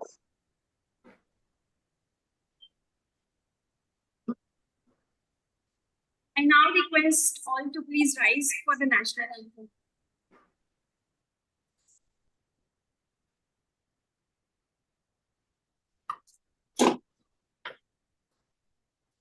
जनगण मन अधिनायक जय हे भारत भाग्य विधाता पंजाब सिंध गुजरात मराठा द्राविड उत्कल बंगा विंध्य हिमाचल यमुना गंगा उच्चल जलधि तरंगा तव शुभ नामे जागे तव शुभ आशीष मांगे गाहे तव जय गाथा जन गण मंगलदायक जय हे भारत भाग्य विधाता जय हे जय हे जय हे जय जय जय जय हे